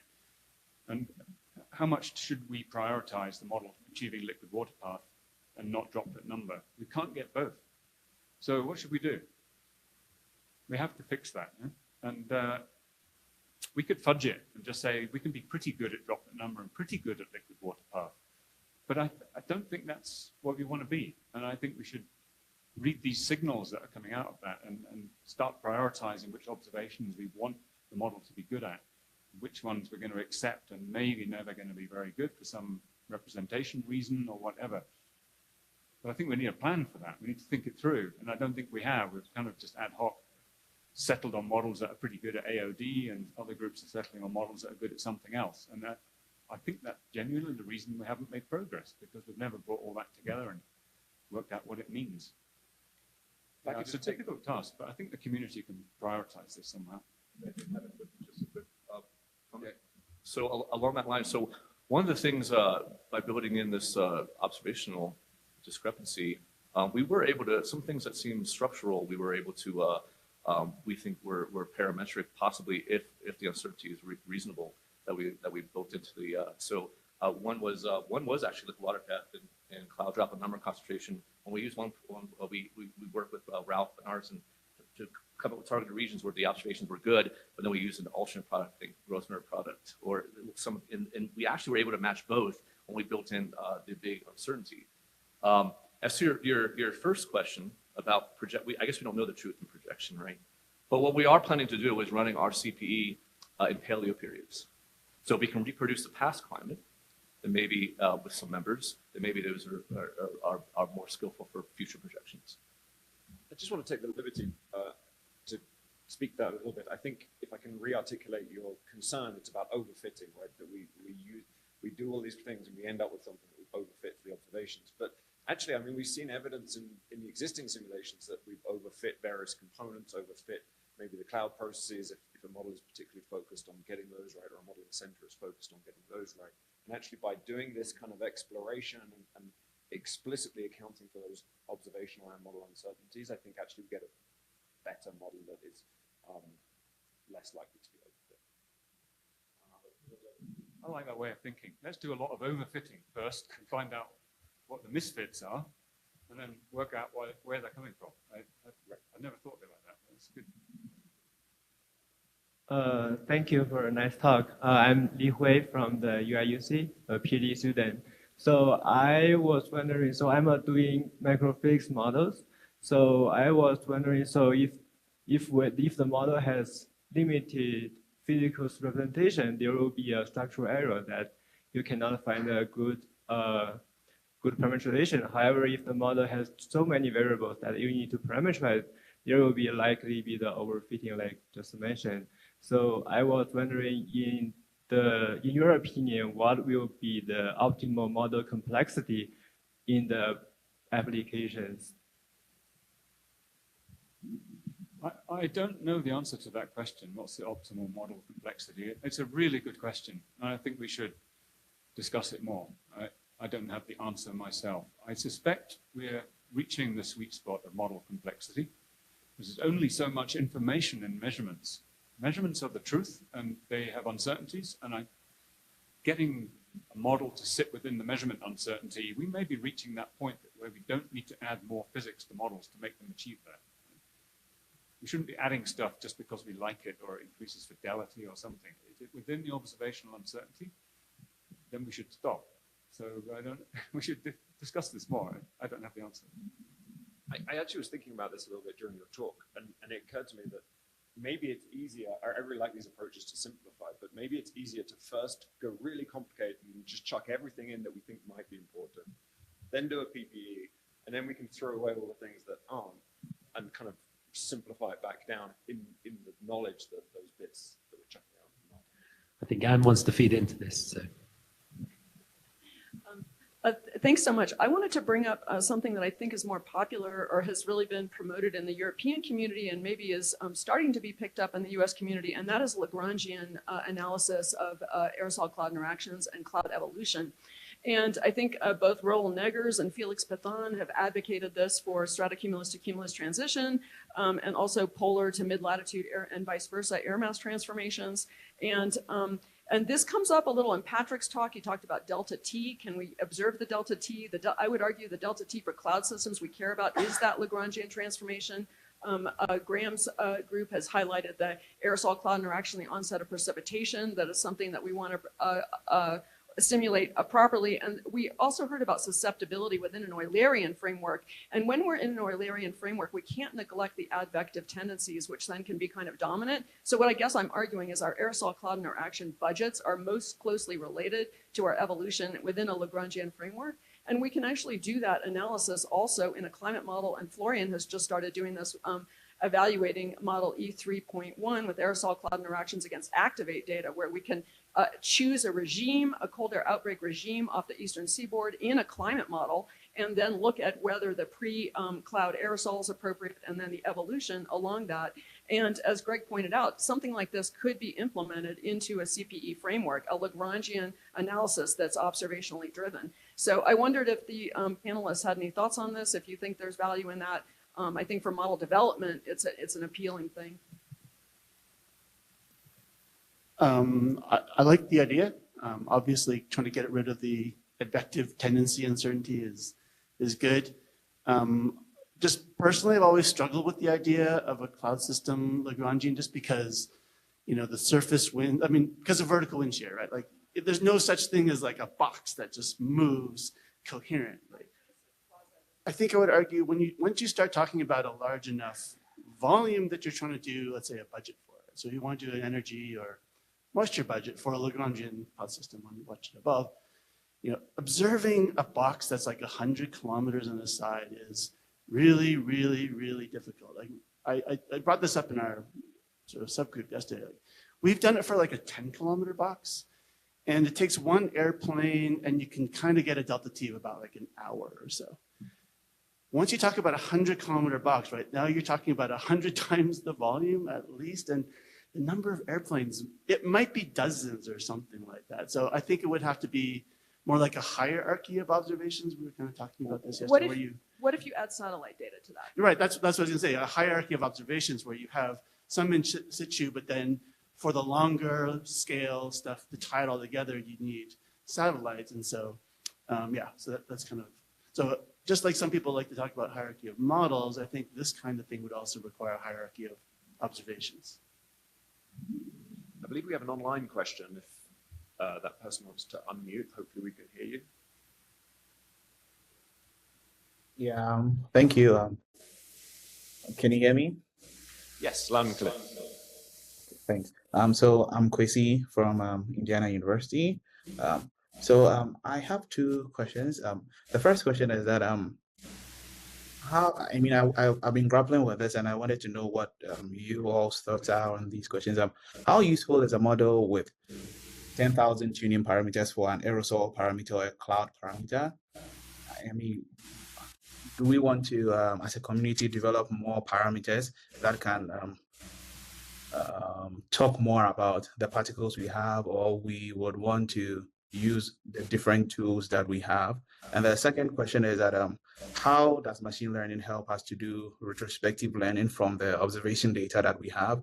Because I think we have a ton of observation data which we can learn retrospectively from to make better parameterizations in the near future for our models. So I want to know what your thoughts are on these. Sure. So in terms of the parameters, what actually in my work, I actually see this. So it's, if you have more 1,000 parameters, then you're more subject to this equifinality problem, and may give you a different combinations of parameters that give you the same in the mean, that you make me feel like you're doing the right thing, but essentially it's kind of complicated things. It's just, instead of making you focus on what's really matters. So that's kind of my take on this questions. Right, we're nearly at the end of our discussion period, so you've been waiting for a while. Ask your question. Thank you. Yeah. I'm sorry. This is Sylvia Sullivan from University of Arizona. I had kind of a more focused question, I guess, principally for Ken, maybe also for Leighton, since you're up there. I kind of follow the workflow to generate this Persian rug visualization that indicates that they're structural rather than parametric uncertainties, but it was unclear to me then if I want to go now and fix those structural uncertainties in my model, does the Persian rug kind of diagram point to where I'm more and less likely to have those structural uncertainties? How do I move forward once I've identified that structural uncertainty is the issue? Yeah, I don't know, to be honest. We're thinking about it. I mean, how do you detect structural errors anyway without a PPE? We have a method. It's not written down anywhere, is it? But how do we go from detecting things that aren't right in our model to working out the causes? I don't think that's any different when you have a PPE, except you have more information and more guarantee that the thing that isn't doing well in your model is real because you can't tune it away. But essentially, I think it's the same information we've always had, that the model is good at one thing and not good at another. And we do what we always did with that information, except I think now we'll have a lot more information, could potentially have more information. But I don't think there's anything fundamentally different about what we're saying than what we've already done as a community. It's just I'm more sure now that it's not a tuning thing, let's say. Okay. Yeah, I'm Brian Tinsley, and I'm not a modeler, but I've been looking at effects in the atmosphere that relate to changes in the global electric circuit. And I think there's some clear indications of structural deficiencies in many of the models that don't take into account the possibility, or at least try and account for the evidence that we see when changes in current density at high latitudes on the day-to-day time scale result in changes in surface pressure and also changes in cloud amount or cloud opacity. And it's not just on the day-to-day time scale. On the 27-day time scale, there's changes in circulation that correlate with changes in the current flow in the global electric circuit. On the decadal time scale, there's changes in winter circulation in the European sector at high magnetic latitudes. I'm just going to stop you there rather than go into the detail of that, which is clearly important. I just want to say that it's an important reminder that we need to be open as a modeling community to lab work and observational work, which indicates where there's structural discrepancies that we may not have accounted for. Well, it seems I just got to stop you there, though, because we have really used all of our time. We don't want to eat into our break, so maybe we can have that conversation, or you come up and... Could I have one more comment? If it's brief.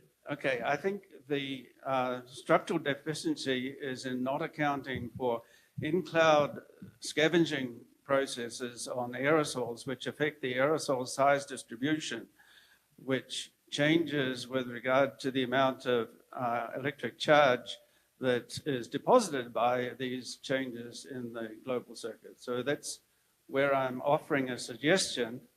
It's up to the modelers to decide whether they think they want to try and explain some of the observations there. Something to think about there. All right, thanks everyone for being engaged in that discussion. Let's congratulate our speakers again. The question if we do have highest multiplication now clouds, but rather a question how to describe highest multiplication, how to parameterize it so it can be accounted for in the clouds. And the cloud ice mysteries have been known since early days, since 60s or 70s, when people realized that the number of ice crystals in cloud cannot be easily calculated just from counting number of ice nucleating particles. There are also some, as it demonstrated by this quite recent work by publication by Ladino et al. In 2017, where you see here that there are a number of ice nucleating particles shown by this line, and the number of crystals can be something like 3 or 3.5 orders of magnitude apart, which is a huge difference. There are also some other mysteries that are still not quite understood, like rapidization of convective clouds and observations of regions where ice particle concentration explosively appear, and that could be explained, of course, by some compromised INP measurements and or ice particle measurements. You're all aware of this ice crystal shattering problem on the tips of their aircraft probes. But apparently, there must be a mechanism of multiplication of atmospheric ice as a result of as a result of processes that involve ice that is already there. And in their former times, several mechanisms have been introduced that are nicely summarized in this recent review by Carslaw and Leisner. Of course, these mechanisms have been identified and known before, and the question is which of them are really important and have to be taken account of. So I highlight here these 3 mechanisms that are currently being represented in models somehow. The most well-known for most of you is the splintering due to ramming or Hallett-Mossop mechanism. This is almost part of every ice resolving model nowadays.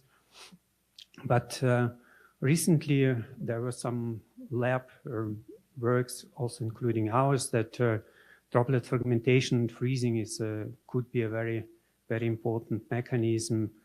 And these 2 mechanisms are those that I'm going to talk about. Ice collision is definitely important, as has been shown by modeling work now, but I'm not going to touch on that. Okay, so it has been also shown, also using modeling activities, that ice multiplication is active across different cloud types and regions. It's almost everywhere. These are 3 mechanisms that I just introduced. very, very nice review paper by Corinna Hose in 2022. So just obviously, we need to understand secondary ice production, and of course, the number of publications dedicated to SIP-related studies is really, really exploding. So in the last 10 years, we had something like 190 papers. If you do a search on a web of science with secondary ice production or ice multiplication, you get these results. But in fact, the striking thing is that only 9 of these studies have been done in the lab. So they are all listed on the right side here. Highlighted in pink is our own contributions to the field. This is also somehow reflected by the number of people at this workshop doing experimental studies in the lab, I think. So that kind of, and the question is why it is so underrepresented. And then the answer is quite simple. Lab studies of secondary ice production are extremely challenging. And I'm going to give you 2 examples, starting with the fragmentation during droplet freezing that has been actually realized already in the studies in the late 70s by Visagi, King, and Fletcher. If you think of a droplet freezing in a free fall or freezing in a suspended state, you know that when ice nucleates, the latent heat is released, and because this droplet has no immediate interface to a substrate, their latent heat is actually more or less captured inside the droplet. So their conversion of liquid water to ice happens as long as this heat hits up the droplet up to the melting point, which is shown by this recoalescence stage on this curve. This is a temperature curve of the droplet with time. So this is the recoalescence stage, and that's where the ice sufficient amount of water is converted to ice so that the droplet heats up the melting point. And at this moment, the freezing stops, of course, because it's melting point. So, but then the heat is continuous being dissipated from the surface into the environment, and the droplet and at the same time, ice propagates from outside inside the droplet because outside is the coldest region. So meaning that there is kind of a ice shell forming on the outside of the droplet, and because ice is less dense than water, the pressure rises inside the liquid core, and it can rise up to several hundred bars inside the droplet, making it essentially a small atmospheric bomb. And at some point, ice can actually just not being able to help this pressure, and that's what we're trying to observe in the lab by suspending a droplet in an electrodynamic trap. I'm not going into the details, but the droplet is exposed to a vertical humidified airflow so that it's more or less realistic condition. We observe the droplet with a high-speed camera and the infrared camera to measure the temperature of the droplet. So in the past several years, we've been working extensively on this process and been able to identify several processes. But I will start to show a video or a high-speed recording of a initial ice propagating through the droplet. Oh yes, now. Okay, so you can see how the dendrites are growing through the droplet, and this is exactly this recoalescence stage. This is very short. So after that, some time is passing by, and then the droplet can really shatter due to the pressure rise, and it can shatter pretty violently in several pieces. There also could be a so-called bubble bursting on the surface of the droplet. You should pay attention to this red circle in the left lower corner. Or there could be a cracking in the droplet in this upper right corner now, and the bubble appearing inside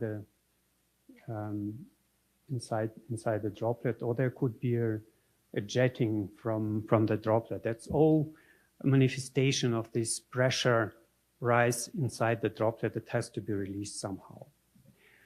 Okay, so we have been looking at these mechanisms for quite a while, and for example, we recognize the difference between the droplet freezing in free fall or being exposed to a stagnant air. There's apparently much more happening inside the droplet when it is exposed to a flow, which is kind of simple to understand because it is ventilation removing latent heat from the surface of the droplet, including rotation and tumbling and erratic movement of the droplet, meaning that the heat, the latent heat, is removed symmetrically from the droplet. That results in a thicker ice shell and higher pressure that can be achieved inside the droplet.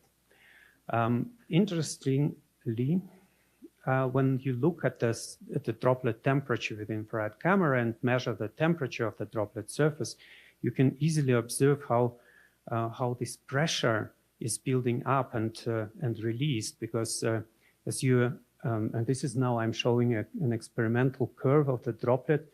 You please pay attention to this small variation of the temperature at the second half of the droplet freezing time, where temperature goes down, and this temperature difference can be interpreted in terms of the variation of the melting point, just explained by a simple Clapeyron equation with a coefficient of 135 bar per Kelvin. So meaning that every Kelvin, and you can easily imagine that this is almost the Kelvin variation of the temperature, this is almost 150 bar inside the droplet. If you look at so how it looks like, it's a droplet warming up due to the nucleation of ice, and then something happens like here, and it can be associated with the high-speed video observations of the same droplet, so that we can easily associate such pressure release events, like how we call them, and visual observation of the secondary ice production events or potential secondary ice production events. We did that for various conditions, for temperature, for various temperatures and various flow conditions, and we see immediately that there is indeed quite much more much higher number of pressure release events per freezing droplet with the droplet in the flow conditions. I'm not showing the values, but as you see from all these representative curves, they can go up to 150 bars inside the droplet. And essentially, every such event, every such peak on the pressure curve could be associated with a secondary ice production. We just don't know exactly how many particles would be produced. But even if you just assume that every pressure release event is responsible for one single secondary ice particle, it is already a huge enhancement of the potential secondary ice particles that are produced per freezing droplet compared to our previous observations that has been based essentially only on the visual observation of the droplet. Okay, we now jump to a second example, to the rime splintering that is probably more familiar to you. It's a formation of secondary ice when a graupel or ice particle is falling through a droplet of liquid droplets.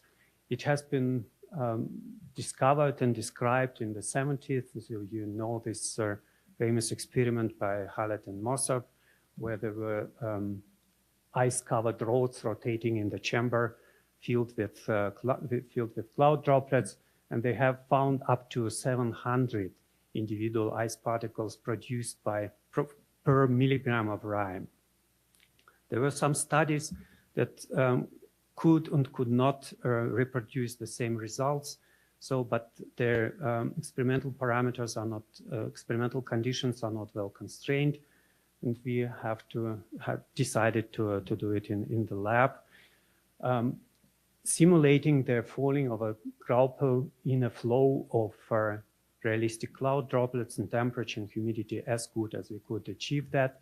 This is a photograph of this ice particle after riming. And essentially, yes, here I'm showing the high-speed video record and at the same time the infrared video of this riming ice crystal. You could see how the arrival of droplets on the surface of the ice particle bringing up the temperature, well, causing the variation of the temperature due to the latent heat release, but this is of course now much faster because latent heat is immediately removed into the underlying ice crystal. The droplets on the left side, they are hardly visible because they are on the order of 10 to 20 micrometers, it's just several pixels in size. But anyway, this allowed us to calculate the mass collision rate, which was very close to what Hallett and Mossop used in the experiments. Our size distribution of the droplets used for riming were more or less right, except for the presence of tiny droplets below 10 micrometer that could be essential for the riming, but this is still under the debate. So we explored their experimental parameter space with respect to temperature and collision velocity, close to what has been done in Hallett and Mossop. Exactly this picture has been taken for their temperature just in the middle of the so-called Hallett-Mossop regime with a 2.5 meter per second collision speed. We could find no secondary ice production in all our experiments. So something is obviously missing in our understanding of the secondary ice production. So we then decided to go into to look at the physical mechanism of this production of the secondary ice production due to rime splintering. We explored the temperature variation, we explored the dry and wet growth regimes. We produced quite realistic looking rimed graupel. We looked at several potential hypotheses that were suggested to explain the SIP mechanism, secondary ice production mechanism due to riming. This is most importantly so-called shell fracture that would suggest that the droplet colliding with an ice particle would freeze in a spherical shape, and then there would be potentially a pressure rise inside this droplet, and the same mechanism as in the droplet shattering would kick in and produce secondary ice production. Not happening. The droplet is always spreading on the surface of ice before it freezes, meaning that latent heat is released and removed towards ice, and there is no shell forming in such situation. So the droplet is freezing in a linear manner from the interface upwards, producing nice ice.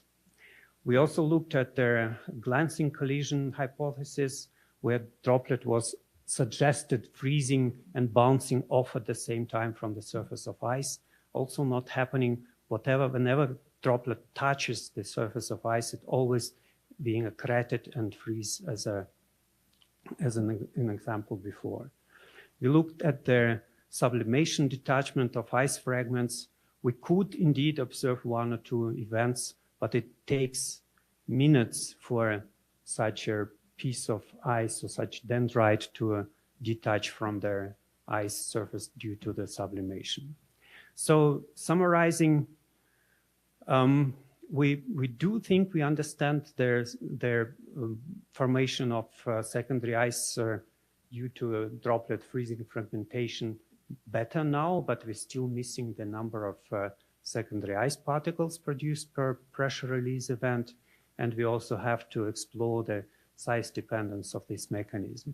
with concern to rime splintering, we could not reproduce efficient formation of secondary ice, but we could exclude several underlying mechanistic hypotheses that at least allow us to better think how to design the new experiments to try to explain and understand the secondary formation in this way.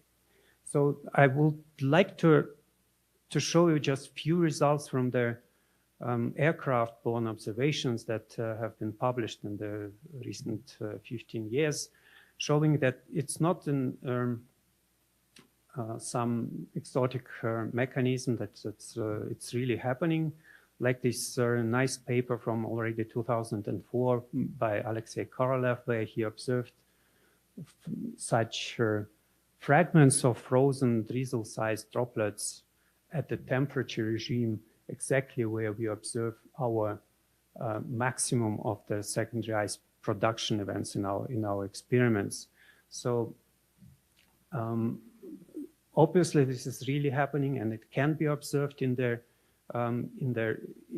nature when you know what you are looking for. On the other hand, the same picture, the same ice chunks and the fragments of frozen drizzle droplets, but the temperature regime is now completely different. So they were all observed in the temperatures between -5 and -7 degrees. So is that the problem? Is that is the reason that they were not observed where they were really formed, or is that this mechanism can be also active at higher temperatures? We don't know. There are also studies that show several mechanisms that several mechanisms could be identified during in the data, like these measurements of their in the Southern Ocean boundary layer clouds published by Emma Jarvanen, collected during the Socrates campaign. The temperature ranges can be used for identifying the secondary ice production, but of course the uncertainties are high. So I was asked to think of how can we, well, I mean, of course we are thinking how to move forward anyway, because we want to finalize our experiments to be able to understand what we are observing. So obviously in the lab we have to improve control of the process parameters, and probably instead of trying to reproduce the whole mechanism at the same time, we should focus on the mechanistic understanding and exclude various potential mechanisms that are not going to explain production of secondary ice. One way to go forward is to combine our single particle approaches with the observations in the cloud chamber, like illustrated in this slide, where we could think of using the expansion cloud chamber as a kind of a detector for secondary ice particles, where they would grow and so that we could access the rate of formation of secondary ice particles from such experiment. Perhaps it is also possible, instead of using just aircraft observation, to combine methods of in situ observation with aircraft probes and remote observations, and possibly it can be also complemented by inducing secondary ice formation in the clouds, like an example of this Cloud Lab project that has been recently initiated based on the ETH in Zurich, where they seed the particles with silver iodide from the drone and measure their formation of ice with a tethered balloon. So this experiment can be easily modified to produce to study secondary ice production mechanisms if you choose the cloud regimes and particles and droplet sizes right. Of course, they have to be complemented with the measurements of with in situ measurements with the ground-based remote sensing techniques and aircraft-based measurements. And that's, I'm already at the end of my talk, so thank you for your attention.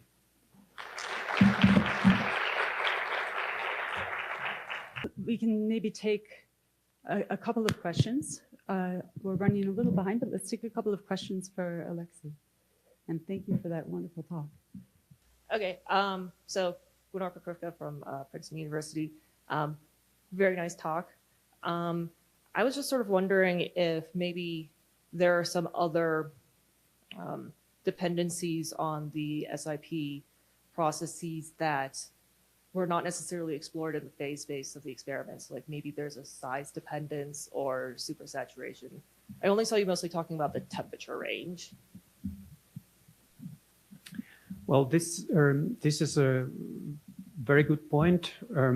Indeed, we tried to reproduce their, at least in the case of rime splintering experiment, we tried to reproduce their conditions as good as possible. We do have some issue with the saturation. So the tiniest ice crystals below 1 micrometer in size would not survive the way to the detector. Mm-hmm. That could be an issue. We are aware of it.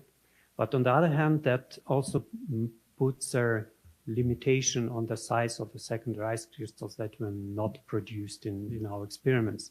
And this is highly unlikely that all of them are strictly smaller than a micron. And we characterized our system with respect to the size of the secondary ice particle that, or any ice particle that could be produced, could be delivered into our ice detection system. Mm-hmm. So I was actually thinking more of like the parent droplets, the size dependence of that.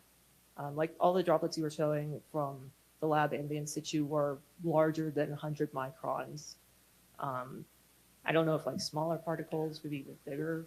Yeah, well, I was not showing it, but this diagram, the frequency distribution of potential secondary ice production events includes measurements with the droplets smaller than 100 micrometer in diameter. Okay. So this is still there.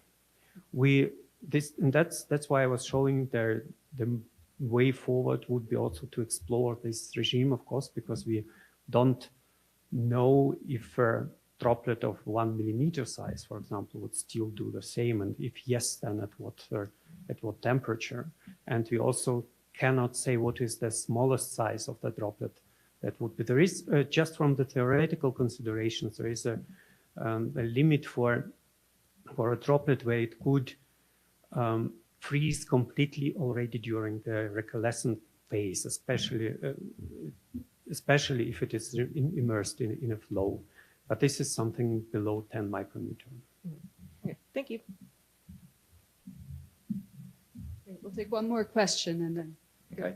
Thanks, Alexei, for a great talk.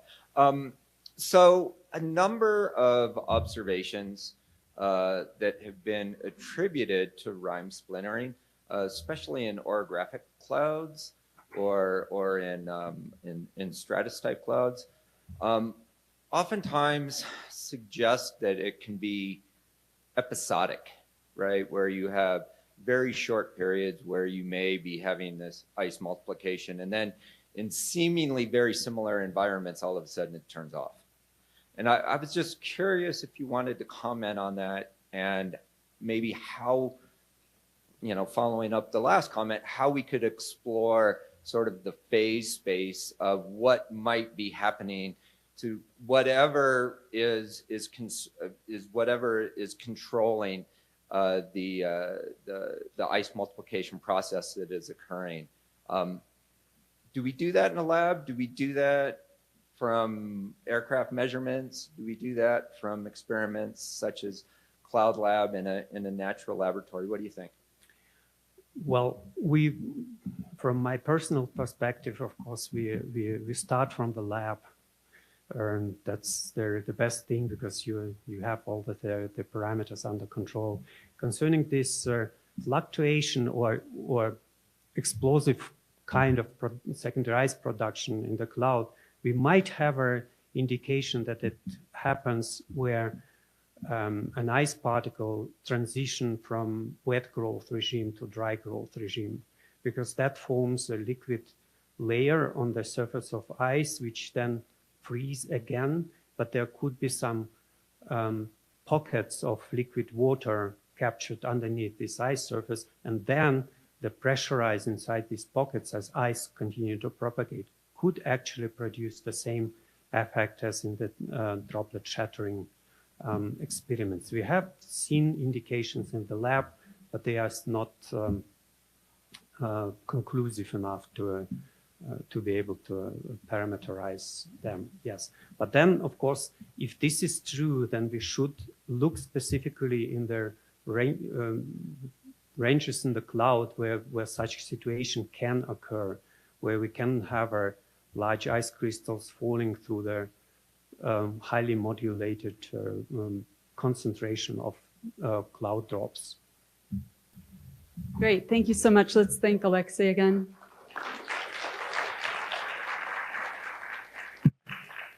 So, so that I think was a great highlight, a way of highlighting the value of lab observations and really understanding fundamental processes. And our next speaker, who I'm delighted to introduce, Christina McCluskey from NCAR, is someone who started her career in field observations and then moved into modeling. So we'll get to cover all three of the three major legs of the stool. So come on up, Christina.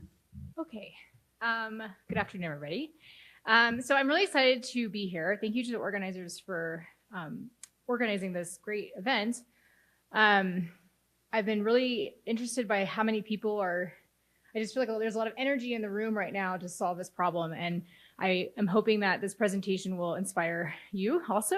But this is really a product of me going from observations to modeling and kind of sitting in the room with model developers while also planning field campaigns and thinking about this from a bunch of different perspectives. So I want to start out by just giving an outline here of what I'm going to talk about. So we really are wanting to think about how we can plan future process observations. And that's a different scale than the thing we're trying to address, which is climate change uncertainty. And so I'm going to give an example of the power of thinking about process systems. And not only that it's a powerful approach, but it's also, I think, the only approach.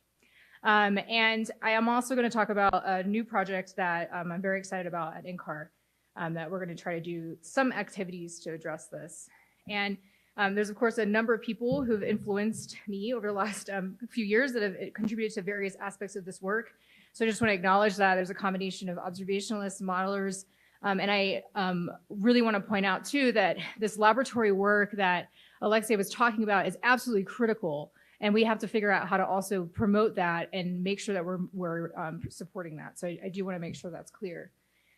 So I'm going to start out with a figure that I think is both depressing, but you could also consider inspiring, which is a product of a PPE using CAM6 that postdoc Margaret Duffy produced last year. And I think the takeaway from this is really that our parametric uncertainty is as large as our structural uncertainty. So what's shown here are different cloud feedback estimates from different CMIT models, shown in yellow, and the PPE for the CAM6 in blue. And this is depressing from a point of view of how do we make progress? But it's exciting from a point of view of we have an opportunity to really think about how to fundamentally shift how we're addressing aerosol cloud interactions in our climate models.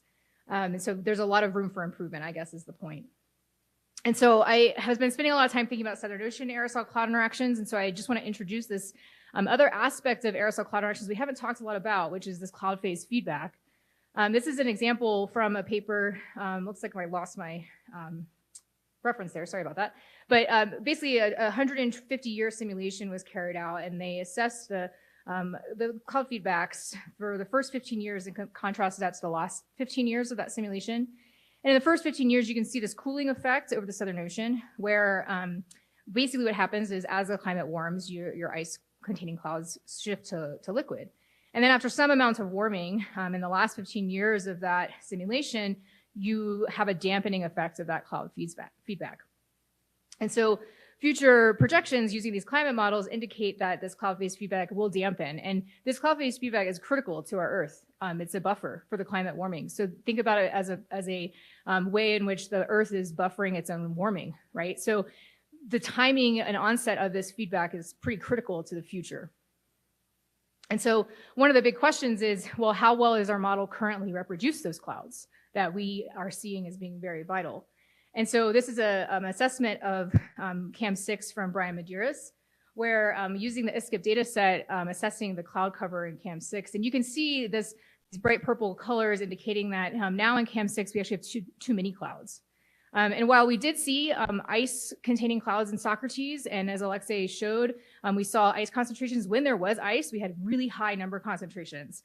But in general, when we look at how the model performs in terms of creating the cloud water and ice water contents in these clouds, if we fly the model through the, if we fly the aircraft through the model, which is what was done in Andrew's paper in 2020, we can see that the cloud water content looks pretty good, but ice water content, first of all, massive uncertainties in how to derive this from observations. And we also see very low values in the model. So in general, I don't think we have a lot of confidence that our phase is correct of the Southern Ocean.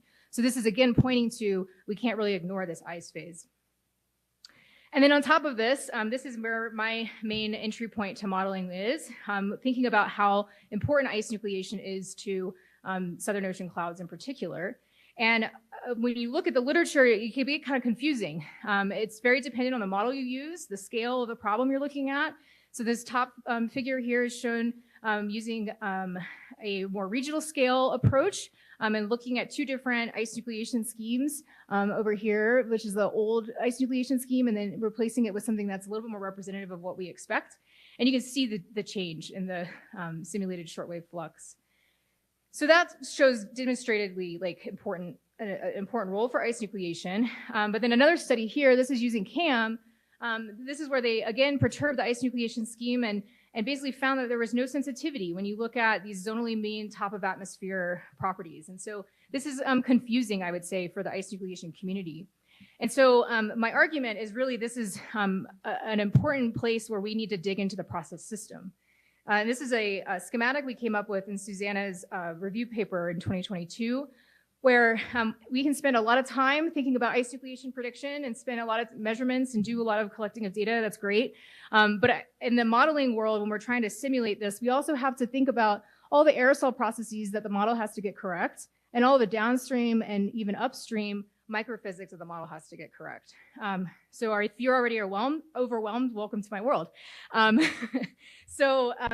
This is where I'm going to show a couple more results where we repeated that study from that Xiao paper, introducing two ice nucleation schemes that we have tested and used observations of ice nucleating particles from the Socrates campaign and the Marcus campaign and a couple others that we've published in other papers, where we've demonstrated that this M18 D15 approach for estimating the marine and dust contributions of ice nucleating particles based on empirical fits. We do a pretty good job, especially at the surface. The different colors here are showing the different ice nucleation temperatures. We have a lot more variability in terms of our skill when we look at measurements that were made from Socrates. And this is because if you think about from the physical point of view, here you're very close to the aerosol sources. Here you're very subject to things like transport and making sure that aerosol are getting to the right location in the right place for the model, right? So we do see a lot more variability. And one of the questions that the community needs to know is how well do we actually need to be able to predict ice nucleating particles? And so, again, these sensitivity studies is where we're going to start. I'm just going to be showing a coarse resolution model with basically repeating that Xiao study. And again, we find the same results as them, right? There's very little change in our top of atmosphere. I'm showing here ice water path, but it was also the case for liquid water path and the short wave and long wave fluxes. And so we dig a little bit deeper in this study where we think about the model process tendencies. So this is looking at vertical distributions of number concentrations of the different hydrometeor types. So there are cloud droplets, ice, and rain. I'm shown here, there's no snow. And what I'm showing here are going to be the process rates for different ice formation processes. So here's the mass tendencies, and then we've added in the number tendencies just because we tend to think about number a lot more. And what we find in these clouds is that the emergent freezing of cloud droplets, so this is the process that we were perturbing, is actually not active until about -25 degrees Celsius in this model. And the actual primary ice nucleation mechanism is through the immersion freezing of rain droplets. And then this then kicks off the secondary ice production Hallett-Mossett process, which we don't even want to talk about right now, right? So this is important because this initial ice formation isn't even coming from this cloud droplets, it's coming from this immersion freezing of rain. So this then led us to think more about immersion freezing of rain. As a reminder for cloud physics, immersion freezing of rain, the concept is basically that as you get larger droplets, the probability of you having an ice nucleating particle that will freeze increases. The model that we're using right now is using a parameterization based on a single brain sample from Canada, I believe. And that's concerning, right? The reason why this wasn't an issue before is because in Camp 5, we had a different ice nucleation scheme. So we didn't even have the ability to form supercooled rain, okay? So this is just kind of a new problem that comes up as we advance and develop our model. So where is this rain coming from? Well, here's, I think that's probably pretty obvious, autoconversion. But this is where we have to go down the rabbit hole even further, where the autoconversion process is actually, linked to the cloud water content and the cloud droplet number concentrations. And we know from many studies, including this one here I'm showing from Isabel McCoy, that compared to observations shown here in this solid line, the model tends to underpredict cloud droplet number concentrations. So if you think about that in this equation here, then you're going to say, okay, yeah, we're driving too much rain production, right? And so then you end up having this very complicated kind of mess of physics that you need to address to actually be able to answer the question of ice nucleation. So just to summarize this, where we are right now anyway, is our understanding right now is that we do have this low bias and cloud droplet number. And I think it's important to remember that this is, of course, related to the representation of CCN, which can be driven by all these different complex processes. But we also need to consider the subgrid vertical velocity. And we also need to think about the feedback of if you're creating too much rain, you could also be scavenging. So this is an entire PhD project right here. Then once these low cloud droplet biased clouds, after some amount of time, you have the supercooled rain that's formed. And we have this overactive autoconversion process that drives that rain production. And then those rain number concentrations are far exceeding any IMP number concentrations that we have over the Southern Ocean. And so that's why this rain freezing is actually dominating in the model. So now all of our ice formation comes from rain. And you may say, okay, well, we get pretty close in terms of shortwave cloud flux, but I think really important to emphasize here is that this means that our model, we do not have an aerosol ice interaction that matches our understanding of this process, meaning that in the future climate and in past climate, the clouds are not going to respond to changes in aerosol.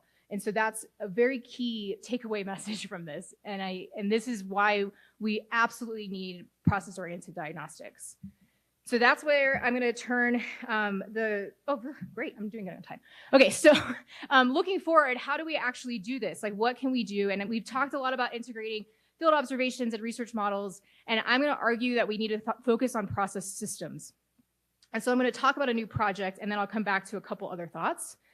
So this is a new NCAR directorate project that we just got funded, and we can talk offline about how that process was. But we're really excited about it because this is the first a real investment, I would say, that NCAR is putting forth to establish a research infrastructure.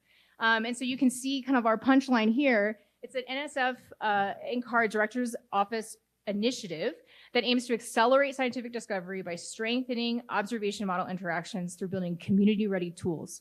Now, the lab directors here of M-Cubed, EOL, and CGD have all been critical to making this project possible. And then the four of us here, we're the project leads, and we're all kind of coming at this from a different perspective. So Rosie and Jake and Win Chao, they're all thinking about the APAR that's about to come on, the Airborne Phase Array Radar, and thinking about tropical convection and impasse and data simulation. And then the project I'm going to talk about is thinking about a community model, so thinking about CESM and assessments for the Earth system, the whole Earth system.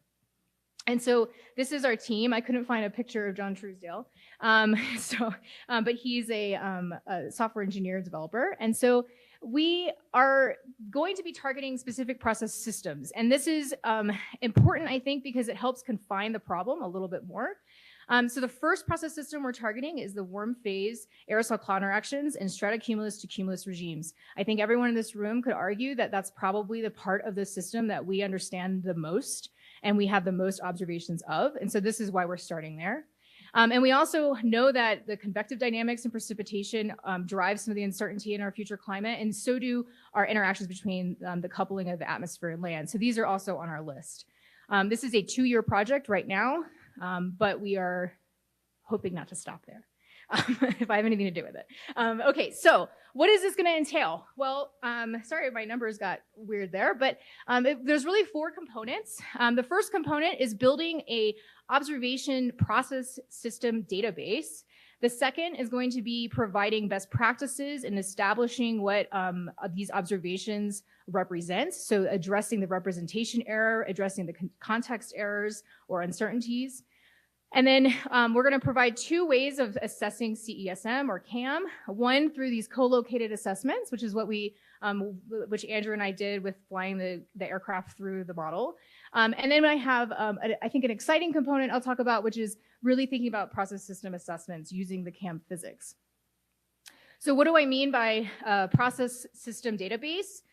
So what this is going to look like is with the aerosol cloud interaction process system, we want to be able to have observations to assess 4 different components of the model that control aerosol cloud interactions. So of course we have radiation, and then we have the cloud and precipitation physics. So this is the example from Isabel's paper. We also know that aerosol chemistry and physics need to be constrained. So this is an example of CCN biases in CAM6 compared to Marcus observations that a student visiting NCAR has been working on. And then here are some PDFs of vertical velocity from the aircraft campaigns that we can scale to the proper scale for CAM, but this can help guide and constrain the vertical velocity. The idea is to have a criteria for, in order to be a contributing member to this process system observation set, we need to have measurements that touch each of these components. The idea being here is that there are a lot of challenges with assessing models against observations. For example, if you are looking at low clouds over the Southern Ocean, you may have a bunch of observations that kind of match this, but when you fly the model, you may not necessarily have the modeled cloud in quite the right model level. So these sorts of things. So by providing a process system, that's really where we're able to look at the variability of each of these together. So thinking more like kind of along the lines of, I think Greg was showing, like using multiple variables to guide kind of what you think the model is doing. And so if you have campaigns that touch all these different components in this stratocumulus to cumulus transition regime, we would be interested in adding that. The other aspect of this is that by showing the utility of doing a process system approach like this, we're also hoping this feeds directly back to the observation planning, where as a field campaign PI, you could have some advice of what are the key metrics that you should be measuring in order to address some sort of problem in the climate models. So if you want to look at ACI and stratocumulus to cumulus, these are the metrics that we sort of require for this observation database. Okay, and then there's another aspect of this, which is establishing best practices for addressing these big issues we know are there, where you may have, for example, the Socrates campaign, where within the seasonal variability of, this is a total particle number, this is CCN number, we were measuring during a time period where cloud droplets and the amount of aerosol around was much higher than maybe you would see in the austral winter. And so, you have to remember these things when you're, of course, constraining your model. And so we're going to do a lot of exercises in terms of testing the best nudging methods, and also thinking about how to composite the data. So thinking about regimes, as Anne's been highlighting, and thinking about how can we composite the data to make this possible. And then we also have an effort for these co-located comparisons and to basically translate model data to the observation space, thinking about instrument simulators. So these are a couple examples of the aerosol and cloud probes that we were using during Socrates as examples. And basically, it's not that challenging. It's not like the cost simulator, where we're just trying to truncate the simulated size distributions of the aerosol or the cloud hydrometeors. But this is an active piece of this project as well. So thinking about how to simulate those instruments in the model. Okay, so this is probably the piece of the project I'm most excited about, where what we're aiming to do is, again, with a focus on the process system, aerosol cloud interactions, and stratocumulus to cumulus regimes, so very specific. We want these field campaigns, which I know there are others as well that aren't necessarily listed here, but this kind of demonstrates what we're imagining, where you can have field campaigns that have sampled this process system in different regimes of the world. So you could have places where you might have more pollution, places where you have a more pristine environment, and be able to have a suite of single column intensive observation periods. So the idea being that you can do quick simulations and assess your model.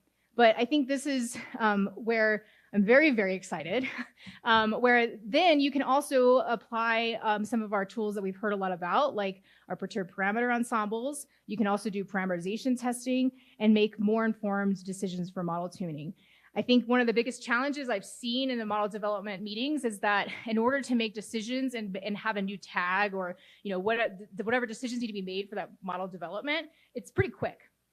And there's not a lot of time. And there's also a limitation on computing resources. So the idea is that this single column model approach would allow for pretty quick assessments of these specific process systems.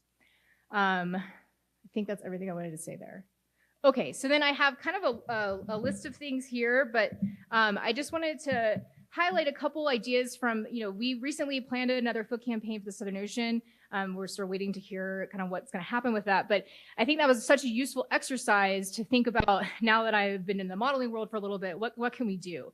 And I think some of the key things that we identified as being important for building a field campaign is thinking about anchor measurements, is what I call them. But basically the idea is make sure that you have some way to anchor back to the model. So if the model doesn't have a 2-moment microphysics scheme, like make sure you have a really good measurement of liquid water content, right? Or like, whatever that is, like make sure you're talking with your modelers to understand how are we gonna trace these observations back to the model. The other thing that I really want to emphasize is the idea of observational closure studies. We heard a little bit about this from Christine in terms of making sure that we understand, can we explain what we observe? I think that's really important. And we were able to do that in the IMP community. And I think that's a way forward. And as a kind of subset of that is, as part of this review paper that Susanna led, we provided a table that basically says, if you want to do this level of investigation for IMP, this is the 0th order requirement of aerosol measurements you need to deploy. And this is again, providing a guidance of what are the measurement requirements and what can the impact be on the model assessment. And then delta T, we need to understand where we are in the cloud system in terms of its lifestyle. That would be a whole nother. Identifying the cloud life cycle stage. I think a big question that we should be asking is, what can we use as tracers to understand if we're sampling the same air mass? And so, I think those are really important in terms of tackling this Lagrangian thing that we know will work if we can just figure out how to do it. And with that said, I think having slower moving platforms, or perhaps multiple platforms, are critical. And I know this is a lot. And I know that I sound crazy up here thinking that we would ever get any of this funded. But I think the point is that we are at a place, like that, going back to that first figure, where we need to have a fundamental shift in what we're doing and how we're addressing this. And I think I'm hoping the outcome of this workshop that we can communicate. So here I have my laboratory studies for secondary ice production. A big question is, where can we even start as a global climate model for representing ice multiplication? We don't know. And so we really need investment in these laboratory studies.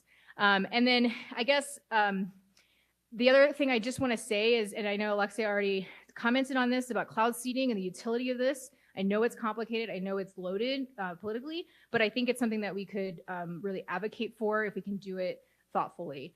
But if not, the other option is these natural perturbation experiments where, say you have a payload of aircraft ready to go and there's a Sahara dust layer that's coming this way. Let's go take the aircraft and make some measurements. Or there's a wildfire going on. Let's go deploy some aircraft and have a plan for how to actually sample that and characterize it. Okay, I talked for way too long, so I'm going to stop. Thank you.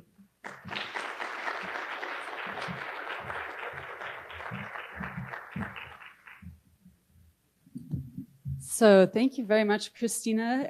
This was fantastic, a really great kind of laying out a vision. And I'm also so excited for your new project and what you're going to be able to do, putting together those process-oriented observations at NCAR. I think if there are one or two quick questions, we can take one or two quick questions for Christina. Yeah, Hugh. I really like your idea of the process-oriented observations and then kind of connecting that with CSM processes and the SCMs. What about the role, or do you see a role for process-level modeling itself? I'm thinking in particular like LES or things like that. Yeah, so this is the, thanks Hugh.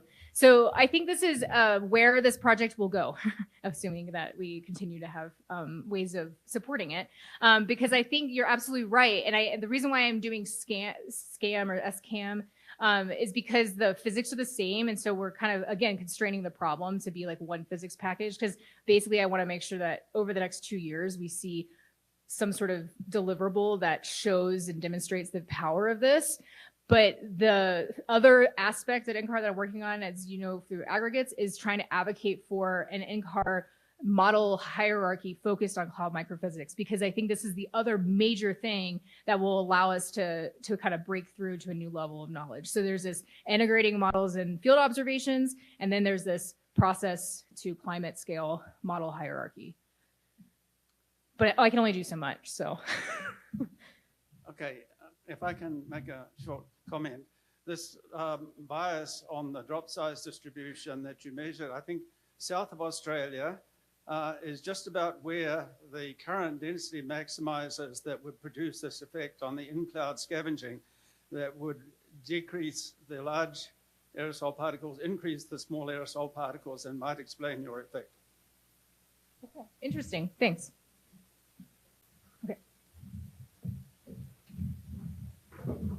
So let's thank Christina again.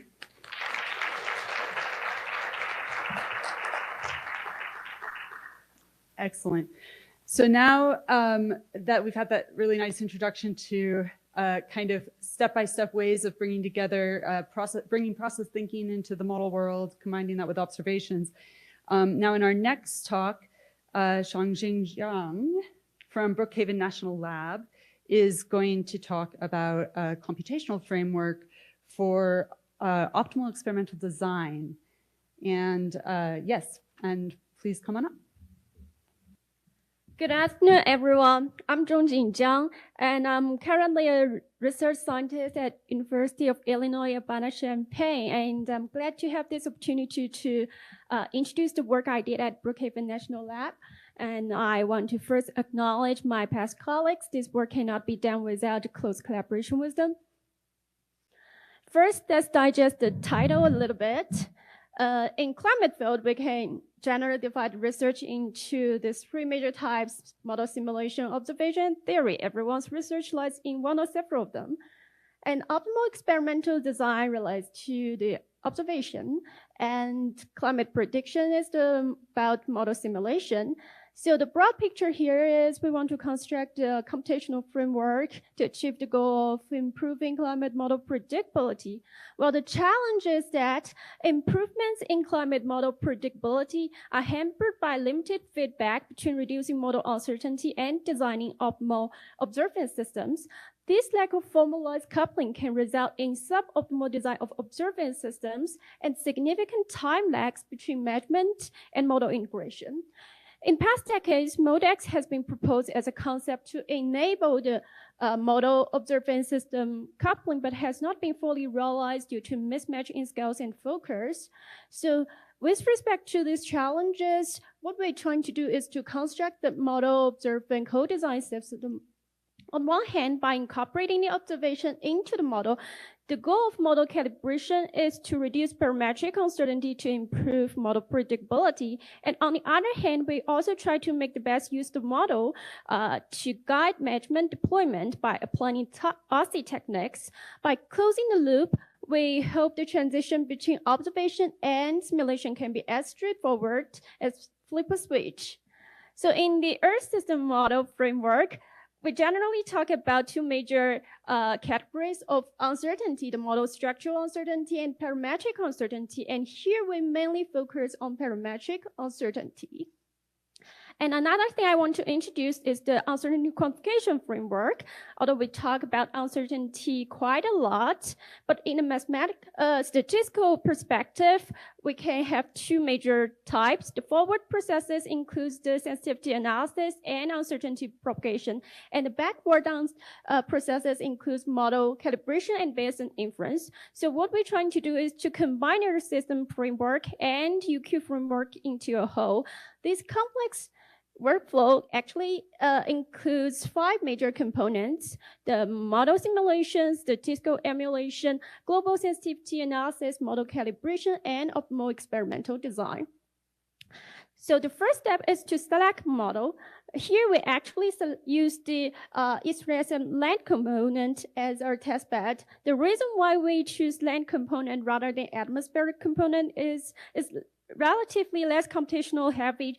It's more affordable for running large ensemble simulations, but the atmospheric component can be our future goals with improved computational capability.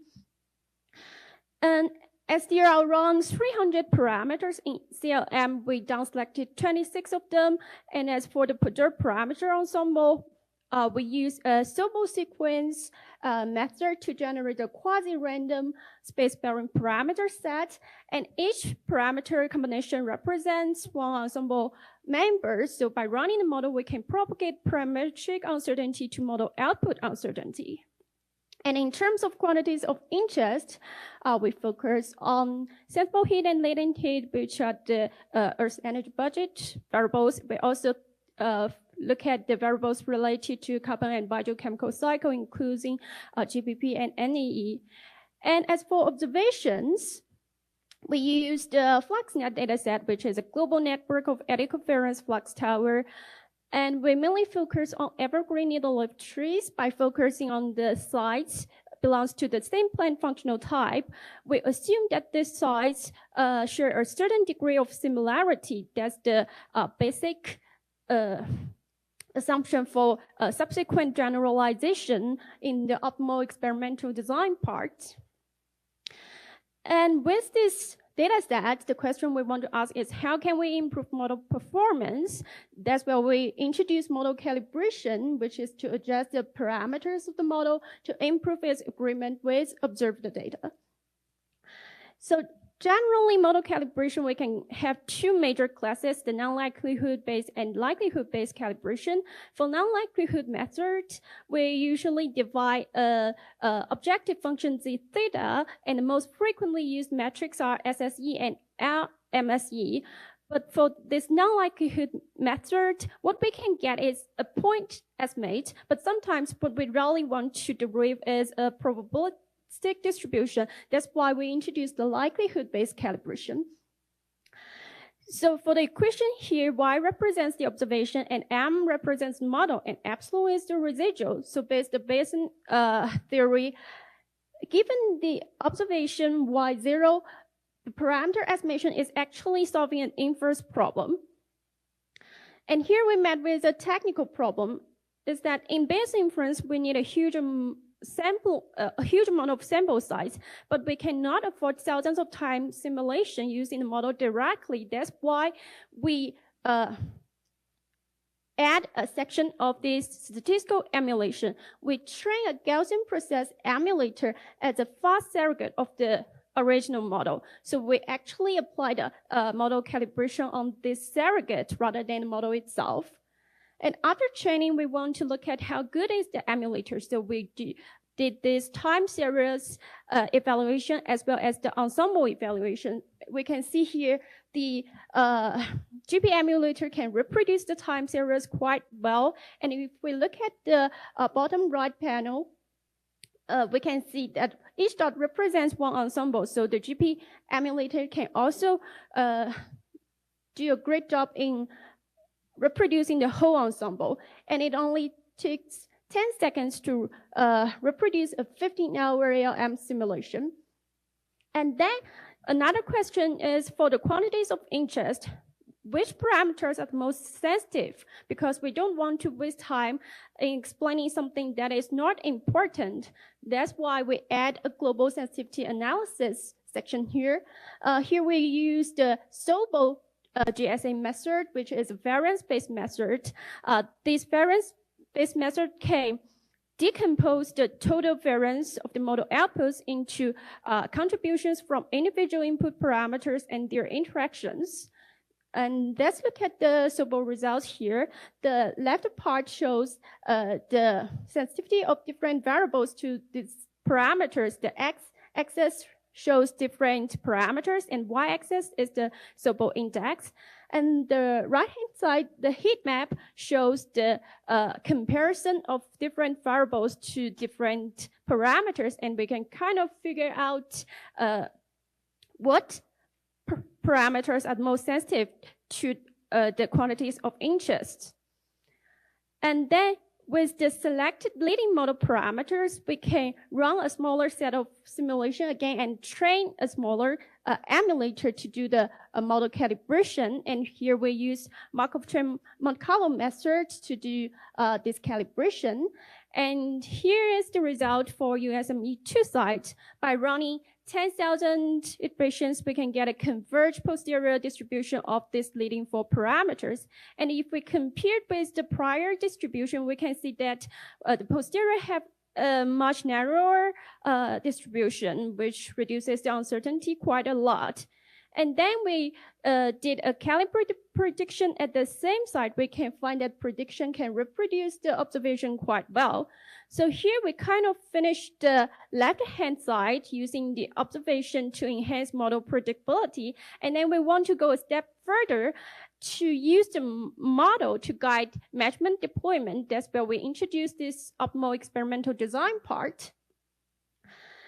So if we have 2 potential site A and B, which one should we choose?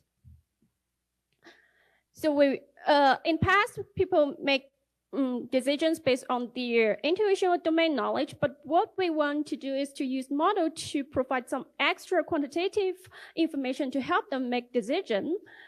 The criteria here is to select the location whose data, if measured, can reduce the model uncertainty the most. But the problem is that we don't really have any measured data at this unseen sites. That's where we introduce the OSSI steps. OSSI means observing system simulation experiments. Although we don't have measured data at this unseen site, we have the model, we have the meteorological information and driver data. We can run the model at any place we want. So the first step is to run the model and train an emulator. But the problem is that using the model, what we have is the default parameter setting, and it's not really accurate. So that's where we combine the posterior parameter as mentioned on this calibrated site. And then we can derive the simulated observation by running the model and add some unmodeled variability. And then we kind of forget about the one generated by the model and treat this one as a synthetic observation.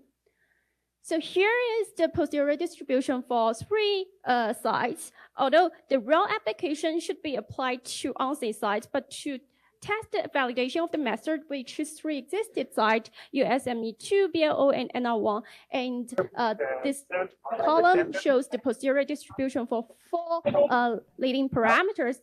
And although the 3 sites belong to the same plane functional type, the posterior distribution kind of sits in different places. This kind of telling us that sometimes site heterogeneity might overwhelm parametric uncertainty. And then with this posterior parameter distribution at calibrated sites and combined with the GP emulator trained at prediction sites, we can have this prediction to get the simulated observation. And then we can do this cross-site comparison to check site heterogeneity. The diagonal line shows that we calibrated at one site and make prediction at the same site. And the off-diagonal panels shows that we calibrate at one site and make prediction at different sites. So this kind of telling us that although the posterior parameter distribution sits in different places, but it can still improve prediction at some other sites to some degree. And let's go back to Aussie a little bit to see the simulated uncertainty reduction. So we can, with these simulated observations, we can apply the MCMC method on a bunch of realizations to derive an ensemble of the predictive uncertainty of either model outputs or the parameters. And then we can compare among the unseen sites and choose the site which can minimize the predictive uncertainty the most. And we think, okay, this site might tell us more information about land atmosphere processes and can reduce uncertainty more than another. So I think I'm kind of running out of time. So quick summary is that from the technical perspective, we combine these different techniques, emulation-based inference, and Aussie into a singular capability. So this framework can kind of provide information about where to measure. And from the scientific perspective, the global sensitivity analysis can help identify the leading parameters to provide insights about what to measure. And MCMC results kind of telling us site heterogeneity might overwhelm parametric uncertainty, which promotes some new questions for next study. So if site heterogeneity is more important than we expected, we should maybe spend more effort into diagnosing the uncertainty lies in the driver data. And we also need to figure out more about the model structural uncertainty, as we find that there's still some misfits between the model and data. And here we test on this computational framework on site level. We should extend it to regional and global scale, and also shift it from land components to other atmosphere component, and also maybe to different models. And thank you for listening.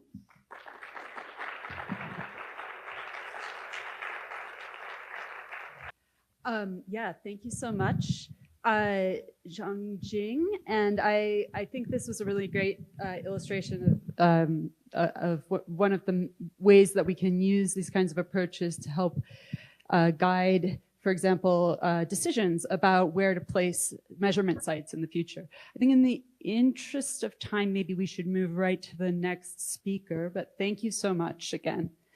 So our next speaker is Jatan Buch from Columbia University on investigating impacts of aerosol perturbations with a denoising diffusion model.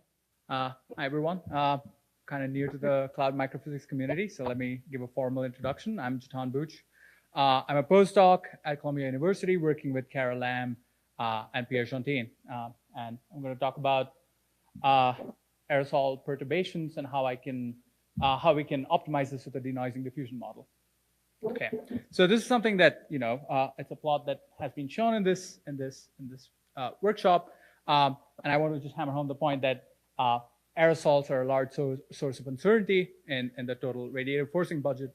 And a dominant source of that is the aerosol cloud interactions. And if we sort of zoom in further, and this is the textbook version of this plot, aerosol cloud interactions come from like instantaneous radiative forcing, so this is the Toomey effect, but also a lot of microphysics that goes in this indirect effect, and now this is all considered effective radiative forcing. And estimating this accurately with models and remote sensing has been the subject of several talks. And so if you look at some of the remote sensing literature, what people have known for a while is that there is meteorological variability between, so basically, I mean, this has been known for a while that aerosol perturbations are a good way to sort of break this confound between meteorological variability that governs both the cloud properties and also the aerosol distributions.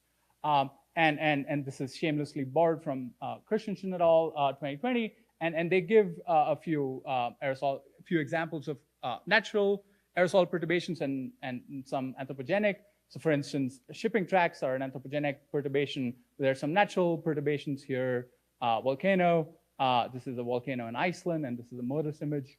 And then there's also industrial aerosol perturbations that can all of these, sort of leave distinct imprints in both space and time. I will, however, focus on the specific type of anthropogenic perturbations, which has been classified as cloud seeding, usually in the interest of, say, precipitation enhancement or marine cloud brightening.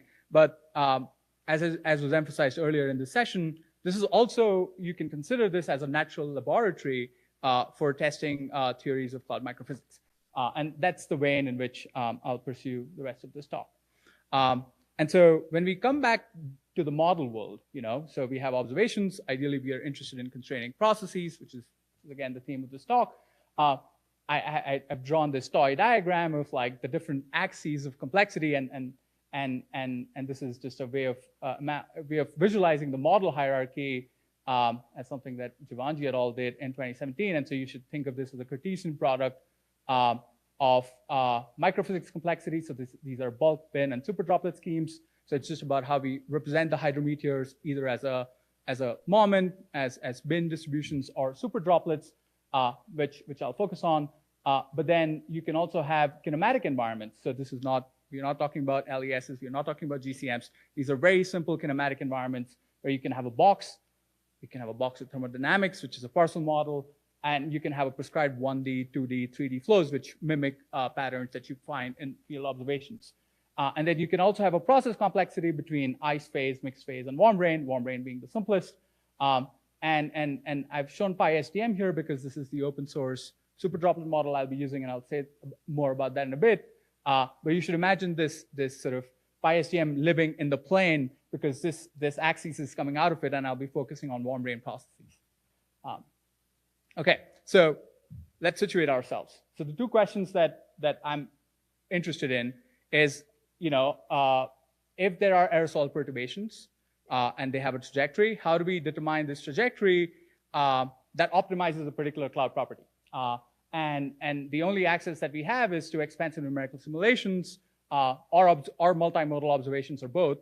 And in this talk, I'll sort of propose that instead of using the forward modeling approaches that we've heard a lot about, using first emulating the system and then optimizing it, we can do this with likelihood-free methods, which just implicitly learns the posterior between the perturbation parameters and the surface rainfall in this case. And I'll be using an idealized 1D prescribed kinematic flow framework.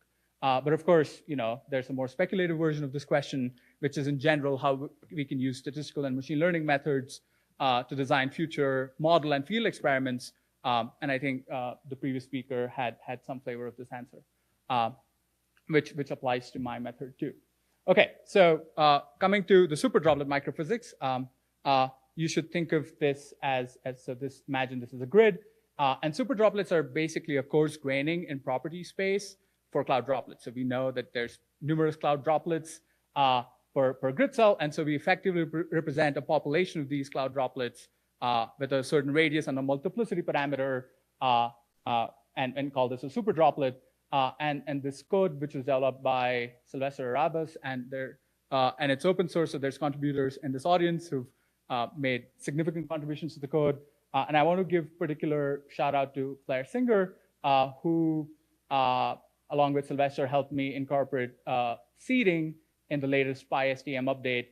And the way seeding works in our case is, we initialize the distribution, but we also leave a few ghost superdroplets that are not initialized at the beginning of the simulation. But as we go along later in time, we can sort of initialize them or activate, but that has a specific connotation with the required multiplicity and radius, and then this changes the effective distribution in the aerosol distribution case. And I should also highlight that the specific advantage of using cloud seeding is that collision coalescence does not require any parameterization. Like there's no autoconversion, there's no accretion. This is just something that you simulate. The stochasticity of collision coalescence is simulated in a Monte Carlo fashion.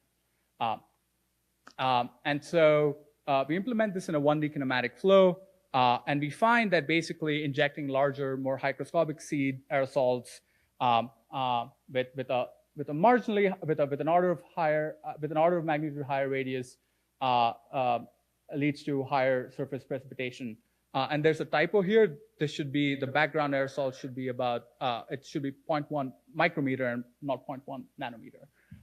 And so the 1D kinematic driver is this case based on RICO profiles taken from, or from this RICO intercomparison based on this field experiment of a shallow trade cumulus. And the main thing here is that you have a sinusoidal vertical velocity which sort of ends at 600 seconds here, but it's constant in z. So all this sort of column has a constant updraft velocity that ends at 600 seconds, and the magnitude is sinusoidal in nature. And so here, what I'm showing the results for is just a single perturbation in the lower quadrant of this column. And that leads to a significantly higher rainfall. And you know, I can talk more about the particular super droplet configuration, where in blue I've shown the default configuration with PySTM, which is this configuration here. Okay, and again, I can show you like 5 plots to sort of argue that yes, indeed, we are seeing some effect of seeding in this case. But I find this to be the most sort of promising, which is the droplet size distribution in the benchmark case, which is given at the top, and the seeding case, which is given at the bottom, where seeding again is this 300 seconds.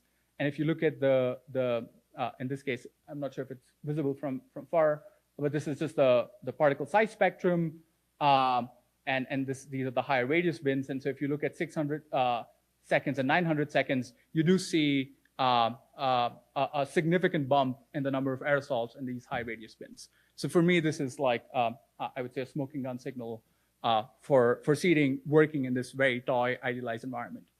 But okay, this is something that folks have known and have talked about. I mean, Feingold 9099 comes to mind. And so I also, before I did anything more sophisticated, I wanted to visualize the parameter space for seeding in this 2D case, where on the x-axis I have the background concentration, and on the y-axis I have the seed concentration, and on the color bar I'm showing the excess rainfall. And this excess rainfall, so there's a lot of compute going into this plot, but I'm showing the mean precipitation from an ensemble. So each ensemble is 50 members minus the mean of the no seeding case. And I do this column by column because we know that as we increase the aerosol concentration, the precipitation susceptibility decreases. So we know that the more aerosols we have, irrespective of any seeds, we know that that's low rainfall. So I'm just basically saying, as I go column by column in the background concentration, how much bang for the seeding buck do I get? And I do this in 2 cases. One is there's a bimodal distribution that is initialized at the start of the simulation, and then there's this perturbation at 10 minutes again in the lower quadrant. And you find that like in this first case, this is intuitive because the higher the background aerosol concentration, you need just higher aerosols to achieve excess rainfall. But in the seeding case, what happens is that collision coalescence changes the initial distribution. So this is now a non-linear process because we need to account for the fact that the initial droplets, just the background droplets, have collided and coalesced and created larger droplets that now the seed droplets see and then collide. And so now you can see that even for like there is no linear relationship like with increasing background, and you can even for like a moderately high background, you can start seeing compensating effects at seeding, at moderate seeding concentrations. Okay, this is just a short exercise. I drew 3 lines in Z and T space. These are perturbation trajectories. So this is Z increasing as time goes on. There's a monotonically declining, and then there's somewhere in between. And I just want you to like potentially guess like what the rainfall patterns would look like. And we find that the red pattern, which is monotonically increasing in Z as the updraft increases until 600 seconds, yields the highest rainfall here. No seeding cases given for reference. But that is not generally true. This is not guaranteed to increase rainfall. So which is to say that there is a dependence on the shape of the trajectory in both space and time. And this is what we are interested in disentangling. And to do this, we can do, there's fancier methods, reinforcement learning comes to mind. But we prefer to first do a simpler step, which is we first parameterize these trajectories, in time. So you can think of these as 3 parameters. T0 is when you start seeding, N is number of time steps you seed, and delta is the equally spaced times when you seed. So that's time. And for each of these time points, you have an aerosol height at which the particles are seeded. And these are some sample trajectories for different shapes. This is just a polynomial, and depending on the hierarchy of coefficients, you can have different trajectories. Okay, so that's the setup. And if we want to ultimately ask this question, which is, what are the seeding parameters, or what are the trajectory parameters that optimize seeding? In this case, just optimize rainfall, but it could be any quantity. It could be whatever you can specify. And so this is contrasting the forward modeling approaches that first build an emulator and then optimize that particular emulator and not the model. Here we use an inverse model that learns the optimal X, which is the parameter space that corresponds to the maximum surface rainfall. And when we do this using a denoising diffusion model, where we first construct an offline data set. So we sort of run the simulation many times, and we create these parameter output pairs, and we learn this one-to-many inverse map. And then in step 2, we have a set of query points that we basically sample from this model, and then we can create like a quasi-posterior distribution. And if I had to summarize the diffusion model in short, what it does is that it adds noise at each time step to go from this initial distribution in parameter space to a standard Gaussian. And in the reverse process, we sort of condition the denoising process on the outputs. And in this case, it's a weighted output that nudges it towards the maximum rainfall. And it sort of learns this denoising process because we know the denoising process is known. So it's like, it's sort of rolling the camera backwards and then training the loss function. And this is something called the score function to exactly learn this denoising step. And if this is something that is not of interest to you, you can just think of this as learning this map P of the parameter space given the Y. And we do this Q times to get about 100 data points from the sample, and we do this for a certain configuration. And we find, and this is something that I was only able to derive last week, but we get these histograms these are marginalized likelihoods for the different parameters. And for each of these parameters, we can draw a trajectory in Z and time space. And we basically find that, there are some trajectories that go south, but really seeding in the updraft is the optimal trajectory. And I know I seem to be out of time, so I'll just leave this conclusion slide here. But to emphasize that this framework here, it's an idealized framework because we were doing both high resolution super droplet microphysics and using a slightly non-trivial machine learning model. But there's ongoing work to extend this to 2D kinematic flows. And ideally, we would like to do this in this optimal experimental design framework, but this naturally extends towards, because we have the posterior. And we also would like to try this in an LES model with either bin or super droplet microphysics. And personally, I'm interested in seeing how we can also incorporate field campaigns from both ingesting data and also informing future field campaigns, because this is exactly like a whole self-contained framework of optimal experimental design. Thank you.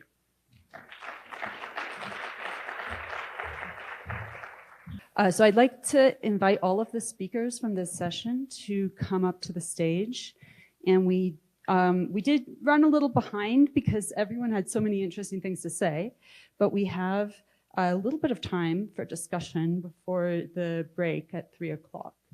And so while the speakers are coming up, I'd like to encourage all of you to think about the questions you'd like to ask. I think we heard some really interesting things in this session about both kind of frameworks and some not really novel numerical methods that can be used for connecting models and observations, and then using OSSEs, for example, to plan site locations, putting together the right packages of process-oriented observations, using laboratory experiments to help address gaps in our really fundamental level understanding, and advances in instrument capabilities that can help us do that as well. All right, great. So I think Johannes has the first question. Cool, thanks. Is this one? All right. So thinking back to Greg's talk this morning about the cycle of you run a model PPE, you do an OSSE, and it's also advocated by Zhongjing. I think that's really the right way of doing this. But then in Christina's talk, I mean, you brought up the problem that the one process, errors in one process can result from the state that's presented to that process from errors in other processes. You get these chains of processes that all inherit errors from each other. What happens if we have one process that's just resistant to improvement? Does that mean that we can then not do anything about the processes downstream from that? I'm a little worried about that now. Is that for me? Yeah. Okay. I think this is where, standing up an infrastructure like this is where we're going to be able to answer that question of, where are we really truly stuck? Like I was saying, I think the warm phase aerosol cloud interactions is a place where we can have kind of some low-hanging fruit wins. But then when you think about the secondary ice production process, that's where, it's pretty scary to think about, like how quickly that could run away and change. And so I don't know the answer to your question, but I think doing these types of activities where we're all developing these tools is exactly the way forward, right? Yeah. Yeah.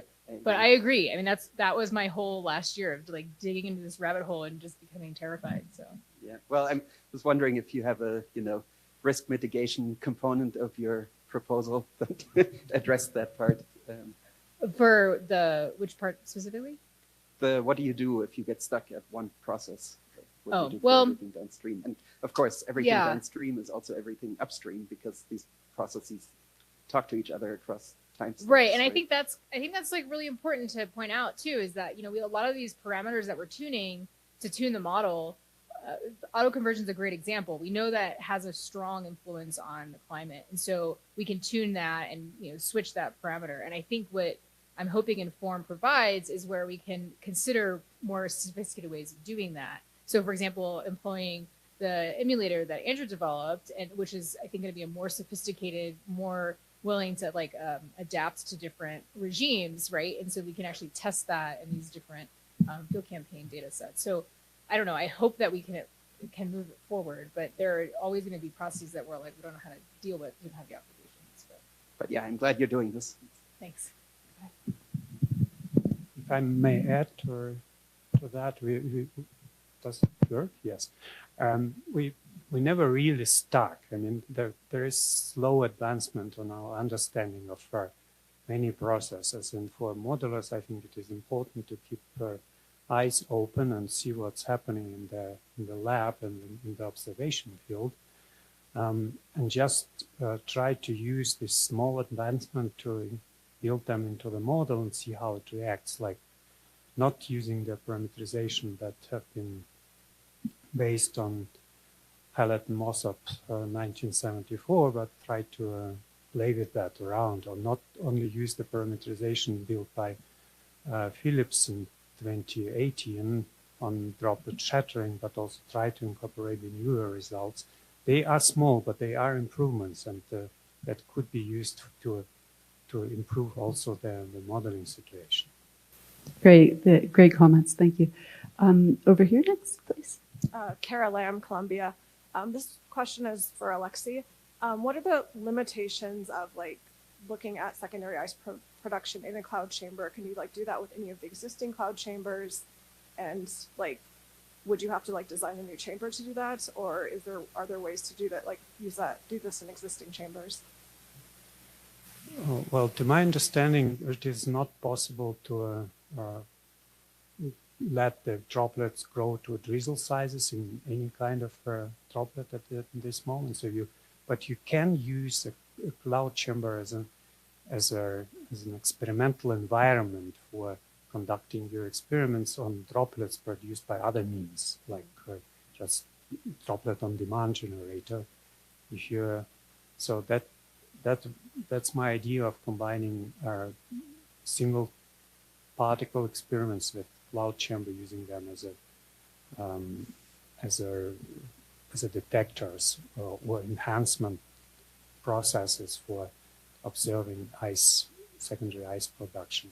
The other limitation is probably time scale, and also the necessity to observe all the processes on the tiniest scale possible, because you cannot follow the trajectory of a single droplet in a cloud chamber. And if you don't know the mechanism, if you don't understand the mechanism, then you can't learn anything from a cloud chamber experiment.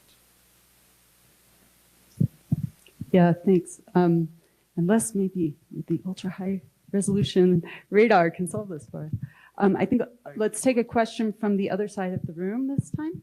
Okay, thank you very much. These were very good talks. I think my question is more on the technical side. With regards to data and data accessibility and data structures and how easy it is to work with data, and this specifically with regards to using machine learning models. I realize that there's a ton of data, but different structures. So do we think it's going to be a good thing to have like a more streamlined format of data so that people can readily use data that is available? Because looking at processing data could take like maybe a week to process the data and understand how the data is even structured, and about implementing it in their model as well, or doing data assimilation with it. So I want to know what your thoughts are with regards to data and data structure, because I think a lot of people are doing instrumentation and the data is just sitting there because nobody understands the data and there's no well written out format where data can be used or analyzed.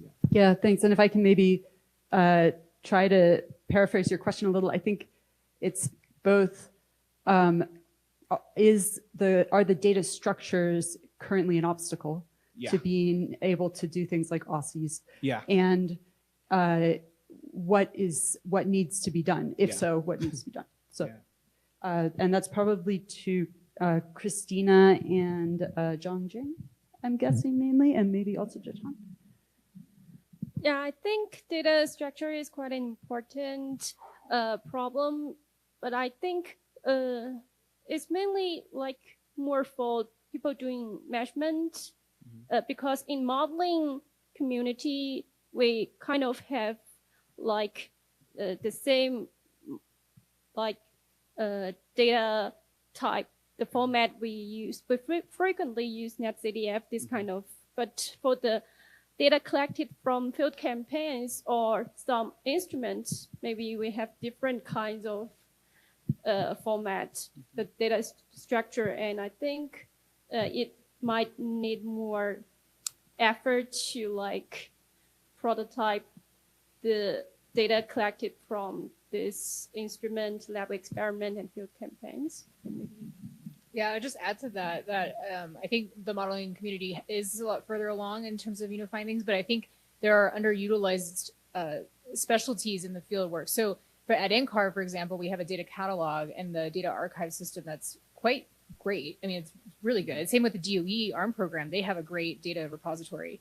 I think what's hard is that the data are really usable for people who are experts in those observations. And that's what one of that first step of building this process system observation database, we're trying to basically lower that barrier, where if you need to assess this one part of your model, this is a data set that's ready to go for you to assess your model, with also metadata, which is needed for understanding what regime was sampled, what sampling biases occurred.